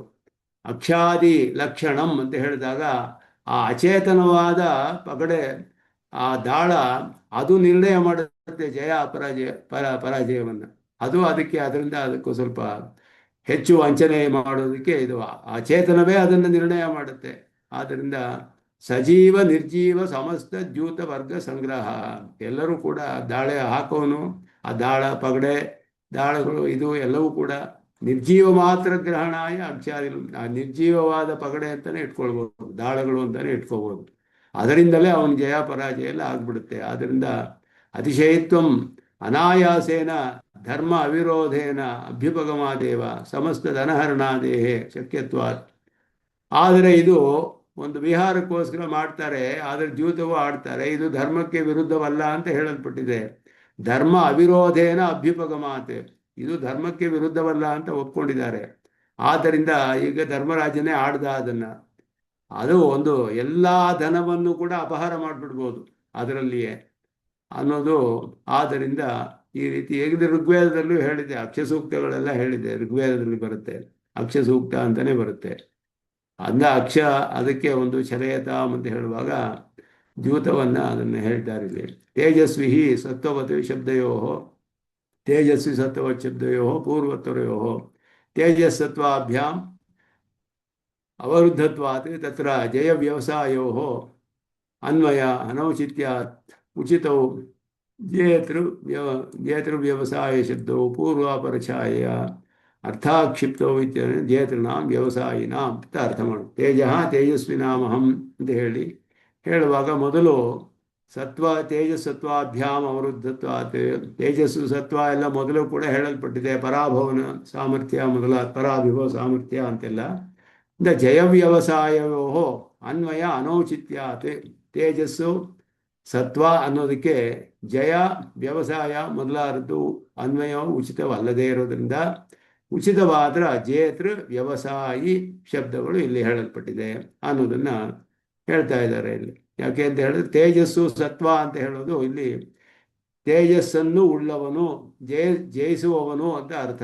ಜೇತೃ ವ್ಯವಸಾಯಿ ಶಬ್ದ ಪೂರ್ವಾಪರ ಛಾಯಾರ್ಥವು ಛಾಯೆಯ ಅರ್ಥ ಆಕ್ಷಿಪ್ತವು ಹಿಂದೆ ಮುಂದೆ ಹೇಳಿರೋದ್ರಿಂದ ಇದರಲ್ಲಿ ಅರ್ಥದಿಂದ ಈ ಅರ್ಥ ತಿಳಿಯುತ್ತೆ ನಮಗೆ. ಜೇತೃಣಾಂ ವ್ಯವಸಾಯಿನಾಂ ಅಂತ ಹೇಳಿದ್ರು. ಇದು ಹೇಳುವಾಗ ತೇಜ ಜಯೋಸ್ಮಿ ವ್ಯವಸಾಯೋಸ್ಮಿ, ಜಯ ಅಂತ ಹೇಳಿದ್ರೆ ಜೇತೃಣಾಂ ಅಂತ ಅರ್ಥ. ಅಲ್ಲಿ ಜೇತೃಣಾಂ ಜಯ ಅನ್ನೋದು ಅರ್ಥ. ಜಯಿಸುವವರಲ್ಲಿ ಇರುವ ಜಯ ಅಂತ ಅರ್ಥ. ಏಕೆಂದರೆ ಇಲ್ಲಿ ಪದಾರ್ಥಗಳು ಹೇಳಲ್ಪಡ್ತಾ ಇದೆ. ಅದರಿಂದ ಜಯಿಸುವವರಲ್ಲಿ ಇರುವ ಜಯವು ನಾನು, ಅವರಲ್ಲಿ ಇರುವ ಜಯ ಅದು ನನ್ನ ವಿಭೂತಿ, ನನ್ನ ನಿಯಮದಿಂದ ನಡೀತಾ ಇದೆ. ಹಾಗೆಯೇ ನಿಶ್ಚಯ ಮಾಡುವವರಲ್ಲಿ ಆಗುವ ನಿಶ್ಚಯ ಅದು ಕೂಡ ನನ್ನ ವಿಭೂತಿಯೇ ಅಂತ ಅರ್ಥ ಮಾಡ್ಕೊಳ್ಬೇಕು. ದ್ರವ್ಯಾಸು ವ್ಯವಸಾಯೇಶು ಸತ್ವಮಸ್ರೀಷು ಜಂತಿಷು ಅನ್ನೋದರಲ್ಲಿ ಸತ್ವ ಶಬ್ದಕ್ಕೆ ಅರ್ಥಗಳು ಹೇಳಿದೆ, ಬೇಕಾದಷ್ಟು ಅರ್ಥಗಳು. ಅನೇಕ ಅರ್ಥ ಸಿದ್ಧೇಹೆ ವ್ಯವಸಾಯಸ್ಯ ಚ ಉಕ್ತತ್ವ. ಸತ್ವ ಅನ್ನುವ ಶಬ್ದಕ್ಕೆ ಸತ್ವವತಾಮಹಂ ಅನ್ನೋದಕ್ಕೆ ವ್ಯವಸಾಯಿನಾಂ ವ್ಯವಸಾಯ ಸತ್ವವತಾಂ ಅನ್ನುವಾಗ ಮಹಾಮನಸ್ತ್ವಂ ಅಂತ ಅರ್ಥ ಮಾಡುದು. ಮಹಾಮನಸ್ತ್ವಂ ಸತ್ವಂ ಮಹಾಮನಸ್ತ್ವಂ ಅಂತ ಹೇಳಿ. ಮಹಾಮನಸ್ತ್ವ ಅಂತ ಹೇಳಿದ್ರೆ ನಮ್ಮ ಮನಸ್ಸಿನ ಒಂದು ದೃಢ ನಿಶ್ಚಯ, ಉದಾರವಾದ ಮನಸ್ಸು ಹೊಂದಿರುವಂತಹದ್ದು, ಒಳ್ಳೆಯ ಮನಸ್ಸು ಹೊಂದಿರುವಂತಹದ್ದು ಅಂತ ಹೇಳಿ ಅರ್ಥ. ಅದಕ್ಕೆ ಆ ಅರ್ಥದಲ್ಲಿ ಸತ್ವ ಶಬ್ದಕ್ಕೆ ಹೇಗೆ ಅರ್ಥ ಮಾಡೋಕ್ಕೆ ಸಾಧ್ಯ? ಸತ್ವಕ್ಕೆ ಒಂದು ಮಹಾಮನಸ್ತ್ವ ಅಂತ ಅರ್ಥ ಹೇಗೆ ಮಾಡೋಕ್ಕೆ ಸಾಧ್ಯ ಅಂದರೆ, ಸತ್ವ ಶಬ್ದಕ್ಕೆ ದ್ರವ್ಯ, ವ್ಯವಸಾಯ, ಸತ್ವ, ಜಂತು ಮೊದಲಾದ ಅರ್ಥಗಳಿದೆ. ಅದರಲ್ಲಿ ವ್ಯವಸಾಯ ಅನ್ನುವ ಅರ್ಥವನ್ನು ತಿಳಿದುಕೊಂಡು ವ್ಯವಸಾಯಕ್ಕೆ ಸಂಬಂಧಿಸಿದಂತಹ ಮಹಾಮನಸ್ತ್ವ ಅನ್ನೋದನ್ನು ಇಲ್ಲಿ ಅರ್ಥ ಮಾಡಿದ್ದಾರೆ. ಸತ್ವಂ ಸತ್ವವತಾಮನ ಅನ್ನುವಾಗ ಸತ್ವಂ ಮಹಾಮನಸ್ತ್ವಂ ಅಂತ ಹೇಳಿ ಅದನ್ನು ಇಲ್ಲಿ ಸ್ವಾಮಿ ದೇಶಿಕನ್ ವಿವರಿಸ್ತಾರೆ. ಇದು ಅಮರಕೋಶದಲ್ಲಿ ಹೇಳಿರುವಂತಹದ್ದು. ಸತ್ವ ಶಬ್ದಸ್ಯ ಅನೇಕಾರ್ಥ ಸಿದ್ಧೇಹೆ, ಅನೇಕ ಅರ್ಥಗಳು ಇರೋದ್ರಿಂದ ವ್ಯವಸಾಯಸ್ಯ ಚ ಉಕ್ತತ್ವಾತ್, ವ್ಯವಸಾಯ ಅನ್ನುವ ಒಂದು ಅರ್ಥವು ಸತ್ವ ಶಬ್ದಕ್ಕೆ ಇದೆ, ದೃಢ ನಿಶ್ಚಯ ಅಂತ ಅರ್ಥ. ಸತ್ವವತ್ ಶಬ್ದ ಪ್ರಸಿದ್ಧನುರೋಧೇನ ಅರ್ಥವಿಶೇಷನ್ ಮಹಾಮನಸ್ತ್ವಂ ಅಂತ ಅರ್ಥ ಮಾಡು. ಆದ್ದರಿಂದ ಪರಾಭಿಭವನ ಸಾಮರ್ಥ್ಯ ಲಕ್ಷಣಾತ್ ತೇಜಸೋಪಿ ಸತ್ವಸ್ಯ ಅತ್ರ ಭೇದ ಉಕ್ತ. ಅಂದರೆ ತೇಜಸ್ಸಿಗೂ ಸತ್ವಕ್ಕೂ ವ್ಯತ್ಯಾಸವು ಹೇಳಿದಾಗ ಆಗುತ್ತೆ. ತೇಜ ತೇಜಸ್ವಿನಾಂ ಸತ್ವ ಸತ್ವವತಾಂ ಅಂತ ಹೇಳುವಾಗ ತೇಜಸ್ಸು ಅಂತ ಹೇಳೋದು ಪರಾಭಿಭವನ ಸಾಮರ್ಥ್ಯ.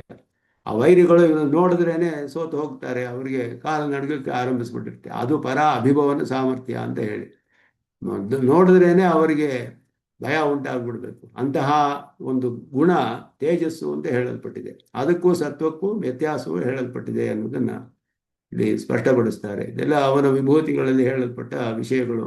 ಇದು ಪರಮಾತ್ಮನ ವಿಭೂತಿಯಲ್ಲಿ ಎಲ್ಲೆಲ್ಲಿ ಉತ್ಕೃಷ್ಟವಾದ ವಿಷಯಗಳು ಅಂತಹ ಪದಾರ್ಥಗಳಲ್ಲಿ ಕಂಡು ಬರುತ್ತೋ, ಒಬ್ಬ ಎಲ್ಲ ಜಯಿಸ್ತಾನೆ, ಅವನು ರಾಜ್ಯವನ್ನೆಲ್ಲ, ಅವನಲ್ಲಿರುವ ಜಯ ಅನ್ನುವುದು ನಾನೇ ಆಗಿದ್ದೇನೆ ಹೇಳಿದ್ರೆ ಅದು ಅವನ ವಿಭೂತಿಯಲ್ಲಿ ಕಂಡು ಬರುತ್ತೆ ಅಂತ ಹೇಳಿ ಈ ರೀತಿ ತನ್ನ ವಿಭೂತಿಯಲ್ಲೆಲ್ಲ ಕಂಡು ಬರುತ್ತೆ. ಅಂದರೆ ಅವನ ನಿಯಮನದಿಂದ ಇದೆಲ್ಲವೂ ಅವನ ನಿಯಮನದಲ್ಲಿಯೇ ನಡೀತಾ ಇದೆ, ಪರಮಾತ್ಮನ ನಿಯಮನದಲ್ಲಿಯೇ ಅನ್ನೋದೇ ಇಲ್ಲಿ ಮುಖ್ಯವಾಗಿ ಹೇಳ್ತಾ ಇರುವಂಥದ್ದು. ವೃಷ್ಣೀನಾಂ ವಾಸುದೇವೋಸ್ಮಿ ಪಾಂಡವಾನಾಂ ಧನಂಜಯ ಮುನೀನಾಮಪ್ಯಹಂ ವ್ಯಾಸಃ ಕವೀನಾಂ ಉಶನಾ ಕವಿಃ. ವಾಸುದೇವ ಸೂನುತ್ವಂ ಅತ್ರ ವಿಭೂತಿ ಅರ್ಥಾಂತರ ಅಭಾವಾದೇವ. ಬಹಳ ವಿಶೇಷವಾದ ಅರ್ಥಗಳನ್ನು ನಾವು ತಿಳ್ಕೊಳ್ಬೇಕು. ಭಾಷ್ಯದಲ್ಲಿ ಸಂಗ್ರಹವಾಗಿ ಹೇಳಿದ್ದಾರೆ, ಸ್ವಾಮಿ ದೇಶಿಕನ್ ವಿವರಿಸ್ತಾರೆ ಇದಕ್ಕೆ. ವಾಸುದೇವ ಸೂನುತ್ವಂ ಅನ್ನೋದೇ ಅವನ ವಿಭೂತಿ ಅಂತ ಹೇಳಿದ್ರೆ, ಪರವಾಸುದೇವನಾಗಿ ಪರಮಪರದಲ್ಲಿ ಇರುವಂತಹ ಪರಮಾತ್ಮ ವಸುದೇವನ ಮಗನಾಗಿ ಕೃಷ್ಣನ ಒಂದು ರೂಪವನ್ನು ಹೊಂದು ಬಂದಿದ್ದಾನಲ್ಲ, ಆ ರೂಪವು ಅವನ ವಿಭೂತ್ವ ಅಂತ ಹೇಳಲ್ಪಡುತ್ತೆ. ಈ ಕೃಷ್ಣ ಅವತಾರದಲ್ಲಿ ಅವನು ಪಡೆದುಕೊಂಡು ಅಲ್ಲಿ ಮಾಡಿದ ಚೇಷ್ಟೆಗಳೆಲ್ಲ ಪಡೆದುಕೊಂಡು ಎಲ್ಲ ಮಾಡಿದ್ನಲ್ಲ, ಯಾವ ರೂಪವನ್ನು ಹೊಂದಿ ವಸುದೇವನ ಮಗನಾಗಿ, ಆ ವಸುದೇವನ ಮಗನಾಗಿ ಪಡೆದುಕೊಂಡು ಬಂದಲ್ಲ, ಅದು ಅವನ ವಿಭೂತಿ. ಅಲ್ಲಿ ನೋಡ್ಬೋದು ನನ್ನ ವಿಭೂತಿಯನ್ನ ಅಂತ ಅರ್ಥ ಮಾಡ್ಬೇಕಿಲ್ಲಿ ಅನ್ನೋದು ಅರ್ಥ ಮಾಡ್ತಾರೆ. ಪಾಂಡವಾನಾಂ ಧನಂಜಯ ಅರ್ಜುನ ಅಹಂ. ಅವನ ಅರ್ಜುನ ಸ್ಪಷ್ಟವಾಗಿ ಅವನಿಗೆ ಪಾಂಡವರಲ್ಲಿ ಒಂದು ಉತ್ಕೃಷ್ಟತೆ ಹೇಳಲ್ಪಟ್ಟಿದೆ. ಮುನಯ ಮನನೇನ ಆತ್ಮಯಾಧಾತ್ಮ್ಯ ದರ್ಶಿನ. ಮನನವನ್ನು ಮಾಡಿ ಮುನಿ ಮೌನಂ ಅಂತ ಹೇಳಿರೋದು ಮನನಶೀಲತ್ವ ಅಂತ ಹೇಳಲ್ಪಟ್ಟಿದೆ. ಅದರಿಂದಲೇ ಆತ್ಮದರ್ಶನವನ್ನು ಮಾಡಿಕೊಳ್ಳುವಂಥ ಅವರು ಮುನಿಗಳು ಅಂತ ಹೇಳಲ್ಪಟ್ಟಿದೆ. ಅವರುಗಳಲ್ಲೆಲ್ಲ ವ್ಯಾಸ ಅಹಂ. ವ್ಯಾಸರಿಗೆ ಒಂದು ಉತ್ಕೃಷ್ಟತೆ ಅದರಲ್ಲಿ. ಕವಯ ವಿಪಶ್ಚಿತ. ಅಂದರೆ ಕ್ರಾಂತಿದರ್ಶಿಗಳು, ಎಲ್ಲವನ್ನು ತಿಳಿದವರು ಅಂತ ಹೇಳಿ. ಅದರಲ್ಲಿ ಉಶನಾ ಕವಿಹಿ ಅಂದರೆ ಉಶನಸ್ ಅಂತ ಹೇಳುವನು ಶುಕ್ರಾಚಾರ್ಯ, ಅಸುರರಿಗೆಲ್ಲ ಆಚಾರ್ಯನಾದವನು. ಉಶನಸ್ಸಿಗೆ ಕವಿ ಅಂತಾನೆ ಹೇಳಲ್ಪಟ್ಟಿದೆ, ಉಶನಾ ಕವಿಹಿ ಅಂತ ಹೇಳಿ. ವೃಷ್ಣೀನಾಮ ಉಶನಸ್ ಅನ್ನುವ ಶುಕ್ರಾಚಾರ್ಯರಿಗೆ ಅವರಿಗೆ ಸಂಜೀವಿನಿ ವಿದ್ಯೆ ಗೊತ್ತಿತ್ತು, ಮೃತ ಸಂಜೀವಿನಿ ವಿದ್ಯೆ ತಿಳಿದಿತ್ತು ಅಂದ ಅವರಿಗೊಂದು ಶ್ರೇಷ್ಠತೆ. ವೃಷ್ಣೀನಾಂ ವಾಸುದೇವ ಅಸ್ಮಿ ಇತ್ಯತ್ರಾಪಿ ರಾಮವತ್ ಸಾಕ್ಷಾತ್ ಸ್ವಾವತಾರತ್ವಾತ್. ರಾಮಕೃಷ್ಣರಂತೆ ಇವನು ತನ್ನ ಸಾಕ್ಷಾತ್ ಅವತಾರವೇ ವಾಸುದೇವನು. ಕೃಷ್ಣನೇ ಹೇಳ್ತಾ ಇದ್ದಾನೆ ನಾನು ವಾಸುದೇವ ಅಂತ ಹೇಳಿದ್ರೆ, ಕೃಷ್ಣನು ರಾಮನಂತೆ ಸಾಕ್ಷಾತ್ ಅವತಾರವೇ ಆಗಿರೋದ್ರಿಂದ ವಸುದೇವ ಸೂನು ಅನ್ನುವ ರೂಪವನ್ನು ಹೊಂದಿದಾನಲ್ಲ, ಅದು ಇಲ್ಲಿ ವಿಭೂತಿ ಅಂತ ಅರ್ಥ. ವಸುದೇವ ಸೂನು ತ್ವಂ ಅತ್ರ ವಿಭೂತಿ ಅಂತ ಹೇಳಿ, ವಸುದೇವನ ಮಗನಾಗಿರುವ ರೂಪ ಇದೆಯಲ್ಲ, ಅದು ಅವನ ವಿಭೂತಿ ಅಂತ ಹೇಳಲ್ಪಡುತ್ತೆ. ಅರ್ಥಾಂತರ ಅಭಾವಾದೇವ ಏವ ಕಾರಣ ರಾಮ ಪ್ರಸಂಗೇ ಹೇತೋ ಪ್ರಾಗೇವ ಉಕ್ತತ್ವಂ ಸೂಚಿತಂ. ರಾಮನಲ್ಲಿ ಹೇಳುವಾಗ ರಾಮಶಸ್ತ್ರವೃತಾಮಹಂ ಅಂತ ಹೇಳಿ, ರಾಮನ ಒಂದು ರೂಪವನ್ನು ತೆಗೆದುಕೊಂಡು ಶಸ್ತ್ರಗಳನ್ನು ಹಿಡಿದು ಅವನು ಶಸ್ತ್ರಗಳನ್ನು ಪ್ರಯೋಗ ಮಾಡಿದ ವಿಧ ಅದು ಅತ್ಯಾಶ್ಚರ್ಯಕರವಾದ. ಆ ರೀತಿ ಯಾರು ಶಸ್ತ್ರವನ್ನು ಧರಿಸಿಲ್ಲ. ಆದ್ದರಿಂದ ಶಸ್ತ್ರ ಹಿಡಿದವರೆಲ್ಲ ರಾಮನ ರೂಪವಾಗಿ ಇವನು ಶಸ್ತ್ರ ಹಿಡಿದ್ನಲ್ಲ, ಅದು ಅವನ ವಿಭೂತಿ ಅಂತ ಅಲ್ಲಿ ರಾಮಶಸ್ತ್ರವೃತಾಮಹಂ ಅಂತ ಹೇಳಲ್ಪಟ್ಟಿತು. ಅಂದರೆ ಇಲ್ಲಿಯೂ ಹಾಗೆಯೇ ವಸುದೇವನ ಮಗನಾಗಿ ಅವತಾರ ಮಾಡಿರುವಂತಹ ರೂಪವು ಹೇಳಲ್ಪಡುತ್ತೆ. ನಾನು ವಸುದೇವ ಸೂನುತ್ವ ಮಿತಿ ಕೇಯಂ ವಿಭೂತಿ. ಸ್ವಾಮಿ ದೇಶಿಕನ್ ಪ್ರಶ್ನೆ ಹಾಕ್ತಾರೆ, ಇದೇನು, ಯಾವುದು ಇದು ವಿಭೂತಿ, ಏನು ವಿಭೂತಿ ಇದು? ವಸುದೇವ ಸೂನುತ್ವ ಅಂದರೆ ಏನು ವಿಭೂತಿ? ನಹಿ ಸೂನುತ್ವ ಮಾತ್ರೇಣ ಅತಿಶಯ ಅತಿಪ್ರಸಂಗಾತ್. ಮಗ ಅನ್ನೋದ್ರಿಂದಲೇ ಒಂದು ಅತಿಶಯವಿಲ್ಲ. ಮಗ ಅನ್ನೋದು ಎಲ್ಲರಿಗೂ ಇರುವಂಥ, ಎಲ್ಲರೂ ಯಾರು ಬೇಕಾದರೂ ಮಗ ಆಗ್ತಾರೆ, ಹುಟ್ಟುತ್ತಾರೆ. ಮಗ ಅನ್ನೋದೇ ಒಂದು ಅತಿಶಯವಲ್ಲ ಅದು. ನಚ ವಸುದೇವಾಖ್ಯ ಪಿತೃವಿಶೇಷ ಸೂನುತ್ವೇನ. ವಸುದೇವ ಅನ್ನುವಂತಹ ಪಿತನಿಗೆ ಮಗನಾಗಿದ್ದೇನೆ ಅನ್ನೋದು ಕೂಡ ಅದು ಅತಿಶಯವಾಗೋದಿಲ್ಲ. ತಸ್ಯಾಪಿ ಅನೇಕ ಸಾಧಾರಣತ್ವೇನ ನಿರ್ಧಾರಣ ಯೋಗ. ಅನೇಕ ವಸುದೇವರಿದ್ದಾರೆ, ವಸುದೇವರು ಅನೇಕರಿದ್ದಾರೆ, ಅವ್ರಿಗೆಲ್ಲರಿಗೂ ಮಕ್ಕಳಿದ್ದಾರೆ. ಅಲ್ಲ ವಸುದೇವನಿಗೆ ಮಗ ಅಂತ ಹೇಳಿದ್ರೆ ಎಷ್ಟೋ ಜನ ವಸುದೇವರಿದ್ದಾರೆ, ಯಾವ ವಸುದೇವ ಅಂತ ಗೊತ್ತಾಗೋದಿಲ್ಲ ಇಲ್ಲಿ. ನಚ ವಾಸುದೇವ ಶಬ್ದ ಪ್ರಸಿದ್ಧಿ ಮಾತ್ರೇಣ ತನ್ಮಾತ್ರಸ್ಯ ತಾವನ್ಮಾತ್ರಸ್ಯ ಅತಿಶಯ. ವಾಸುದೇವ ಅನ್ನುವ ಶಬ್ದವು ಪ್ರಸಿದ್ಧಿ ಆಗಿರೋದ್ರಿಂದ ಅಷ್ಟರಿಂದಲೇ ಅತಿಶಯ ಉಂಟಾಗುತ್ತೆ ಅಂತ ಹೇಳೋಕ್ಕಾಗಲ್ಲ. ನಚ ಇಹ ವಸುದೇವ ಸೂನುತ್ವಂ ಉಪದೇಶ್ಯಂ. ಉಪದೇಶ ಮಾಡಬೇಕಾಗಿಲ್ಲ, ನಾವು ವಸುದೇವನ ಮಗ ಅಂತ ಉಪದೇಶ ಮಾಡಬೇಕೆ ಅರ್ಜುನನಿಗೆ ಚೆನ್ನಾಗಿ ತಿಳಿದೇ ಇದೆ. ಅರ್ಜುನಸ್ಯ ಸಂಪ್ರತಿಪನ್ನತ್ವಾದೇವ ಅತಃ ಸಾಕ್ಷಾತ್ ಅವತಾರತ್ವಂ ನ ಉಚಿತಂ. ಸಾಕ್ಷಾತ್ ಅವತಾರವು ಹೇಳಲ್ಪಟ್ಟಿಲ್ಲ ಇಲ್ಲಿ, ಅದು ಅರ್ಜುನನಿಗೆ ತಿಳಿದ ವಿಷಯವೇ. ಆದ್ದರಿಂದ ವೃಷ್ಣೀನಾಮಹಮಸ್ಮೀತಿ ನೋಕ್ತಂ ಇತ್ಯತ್ರ ಉಚ್ಯತೆ. ವಾಸುದೇವ ಶಬ್ದ ಅತ್ರ ಲಕ್ಷಣಯ ವಸುದೇವ ಗೃಹೆ ಚತುರ್ಭುಜತೆಯ ಅವತಾರ ಪ್ರಭೃತಿ ಅತಿಮಾನುಷ ಗುಣ ವಿಗ್ರಹ ಪರಾಕ್ರಮಾದಿ ರೂಪಂ ಆಗೋಪಾಲಂ ಪ್ರಸಿದ್ಧಂ ಅತಿಶಯಂ ಲಕ್ಷಯತಿ. ಇಷ್ಟು ವಿಷಯಗಳು ತಿಳಿದು ಬರುತ್ತೆ ಇಲ್ಲಿ. ವಸುದೇವ ಸೋನತ್ವಂ ಅಂದರೆ ವೃಷ್ಣೀನಾಮಸ್ಮಿ ನಾನು ಹೇಳುವಾಗ ವೃಷ್ಣೀನಾಂ ವಾಸುದೇವ ಅಂತ ಹೇಳಿದ್ರು. ವೃಷ್ಣಿ ವಂಶದಲ್ಲಿ ಬಂದವರಲ್ಲಿ ವಾಸುದೇವನು ನಾನು ಅಂತ ಹೇಳಿದ್ರೆ, ವಾಸುದೇವ ಅನ್ನೋ ಶಬ್ದ ಏನು ತಿಳಿಸುತ್ತೆ ಅಂತ ಹೇಳಿದ್ರೆ, ವಸುದೇವ ಗೃಹೇ, ವಸುದೇವನ ಮನೆಯಲ್ಲಿ ಚತುರ್ಭುಜತೆಯ ಅವತಾರ ಪ್ರವೃತ್ತಿ, 4 ಭುಜಗಳೊಡನೆ ಅವತಾರ ಮಾಡಿದ್ರಿಂದ ಆರಂಭಿಸಿ ಅತಿಮಾನುಷ ಗುಣ ವಿಗ್ರಹ ಪರಾಕ್ರಮಾದಿ ರೂಪಂ ಆಗೋಪಾಲಂ, ಗೋಪಾಲಕರವರೆಗೂ ಕೂಡ ಅಷ್ಟು ಸೌಲಭ್ಯವನ್ನು ತೋರಿಸಿದ ಅವನು, ಅತಿಮಾನುಷವಾದ ಕೆಲಸವನ್ನೆಲ್ಲ ಮಾಡಿದ ಅವನು. ಪ್ರಸಿದ್ಧಂ ಅತಿಶಯಂ ಲಕ್ಷ್ಯ, ಹೀಗೆ ಪ್ರಸಿದ್ಧಿಯಾದ ಅವನ ಅವತಾರದಲ್ಲಿ ಉಂಟಾದ ಪ್ರಸಿದ್ಧಿ, ಅದನ್ನು ಇದು ಎಲ್ಲವನ್ನು ಅರ್ಥವನ್ನೆಲ್ಲ ತಿಳಿಸುತ್ತೆ ಇಲ್ಲಿ ವಾಸುದೇವ ಶಬ್ದವು ಅಂತ ಹೇಳಿ. ತಸ್ಯ ಚ ಅರ್ಜುನಂ ಪ್ರತಿ ಅಭಿಧಾನಂ ದೃಷ್ಟಾಂತಾರ್ಥಂ, ಅರ್ಜುನನಿಗೆ ಅದು ಹೇಳ್ತಿರೋದು ದೃಷ್ಟಾಂತಕ್ಕೋಸ್ಕರ. ಎಲ್ಲ ವಿಭೂತಿಯನ್ನು ಹೇಳ್ತಿರುವಾಗ ಈ ರೀತಿ ಅವತಾರ ಮಾಡಿ ಚತುರ್ಭುಜಗಳೊಡನೆ ಇಷ್ಟೆಲ್ಲ ಅತಿಮಾನುಷ ಚೇಷ್ಟಿತೆಗಳನ್ನ ಮಾಡಿ ಗೋಪಾಲರವರೆಗೂ ಎಲ್ಲರೊಡನೆಯೂ ನಾನು ಬೆರೆತು ಸಮರಸವಾಗಿ ಇದ್ದು ಎಲ್ಲ ಮಾಡ್ತಿದ್ದೀನಲ್ಲ, ಈ ಒಂದು ನನ್ನ ರೂಪ, ಇದು ನನ್ನ ವಿಭೂತಿ ಅಂತ ಇಲ್ಲಿ ಹೇಳ್ತಾ ಇರುವಂಥದ್ದು. ಆದ್ದರಿಂದ ಅದು ದೃಷ್ಟಾಂತವಾಗಿ ಅರ್ಜುನನಿಗೆ ಹೇಳ್ತಾ ಇದ್ದಾನೆ. ಸರ್ವನಾಮ್ನಃ ಶಬ್ದಾದಪಿ ಸಾಕ್ಷಾನ್ನಾಮ್ನಃ ಅತ್ಯಾಸನ್ನತ್ವಾದಿಭಿ ಅತಿಶಯ ಅತ್ರ ವಿವಕ್ಷಿತ. ಸರ್ವನಾಮ ಹೇಳಕ್ಕಿಂತ ಅಹಂ ಅಂತ ಹೇಳ್ಬೋದಾಗಿತ್ತು. ಅಹಂ ಅಂತ ಹೇಳಲಿಲ್ಲ, ವಾಸುದೇವ ಅಂತ ಹೇಳುವಾಗ ವಾಸುದೇವ ಸೂನುತ್ವಂ ಅಂತ ಹೇಳಿ ಅರ್ಥ ಮಾಡ್ತಾರೆ ಇಲ್ಲಿ.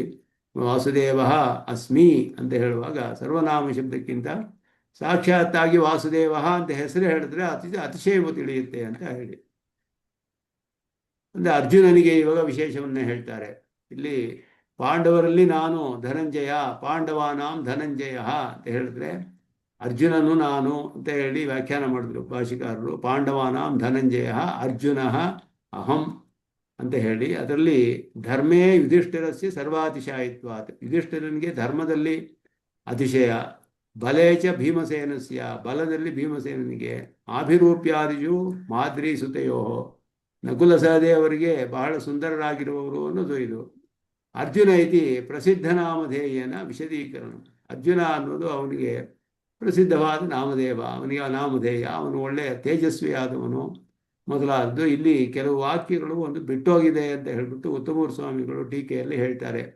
ಅರ್ಜುನನ ವಿಷಯದಲ್ಲ ಅತಿಶಯವು ಇಲ್ಲಿ ಬಿಟ್ಟು ಹೋಗಿರೋ ಹಾಗಿದೆ ಅಂತ ಹೇಳಿಬಿಟ್ಟು ವ್ಯಾಖ್ಯಾನದಲ್ಲಿ ನಮಗೆ ಉಪಲಬ್ಧವಾಗಿಲ್ಲ ಅಂತ ಕಾಣುತ್ತೆ. ಯಾಕೆಂದರೆ ಯುಧಿಷ್ಠನಿಗೆ ಧರ್ಮದಲ್ಲಿ ಹೇಳಿದ್ರು, ಬಲದಲ್ಲಿ ಭೀಮಸೇನ, ಅಭಿರೂಪ್ಯದಲ್ಲಿ ಹೇಳಿ ಅರ್ಜುನವನಿಗೆ ಪ್ರಸಿದ್ಧ ನಾಮಧೇಯ ಅಂತ ಹೇಳಿಬಿಟ್ಟು ಹೇಳಿದ್ದಾರೆ. ಆದರೆ ಇಲ್ಲಿ ಯಾವುದೋ ಅವನ ಕೆಲವು ಗುಣಗಳು ಬಿಟ್ಟು ಹೋಗಿದೆ ಅನ್ನೋದ್ರಿಂದ ಹೇಳ್ತಾರೆ. ಯಾಕೆ ಅರ್ಜುನನಿಗೆ ಹೇಳಿದ್ರು ಅಂತ ಹೇಳಿ, ಆದ್ದರಿಂದ ಅವನಿಗೆ ಅರ್ಜುನನ ವಿಷಯದಲ್ಲಿ ಕೃಷ್ಣನಿಗೆ ವಿಶೇಷವಾದ ಪ್ರೀತಿ. ನರನಾರಾಯಣರು ಅಂತ ಹೇಳಿ ಅವನು ಸಾಕ್ಷಾತ್ತಾಗಿ ಅವರಿಬ್ಬರು ಬದರಿಕಾಶ್ರಮದಲ್ಲಿ ತಪಸ್ಸು ಮಾಡಿದ್ರು, ಇದೆಲ್ಲ ಬರುತ್ತೆ ಸ್ಪಷ್ಟವಾಗಿ. ಇವನು ನಾರಾಯಣನು, ಅವನು ನರರೂಪವಾಗಿ ಇಬ್ಬರು ಬಂದು ಇಲ್ಲಿ ಅವತಾರ ಮಾಡಿರುವಂತಹದ್ದು ಮೊದಲಾದದ್ದೆಲ್ಲ.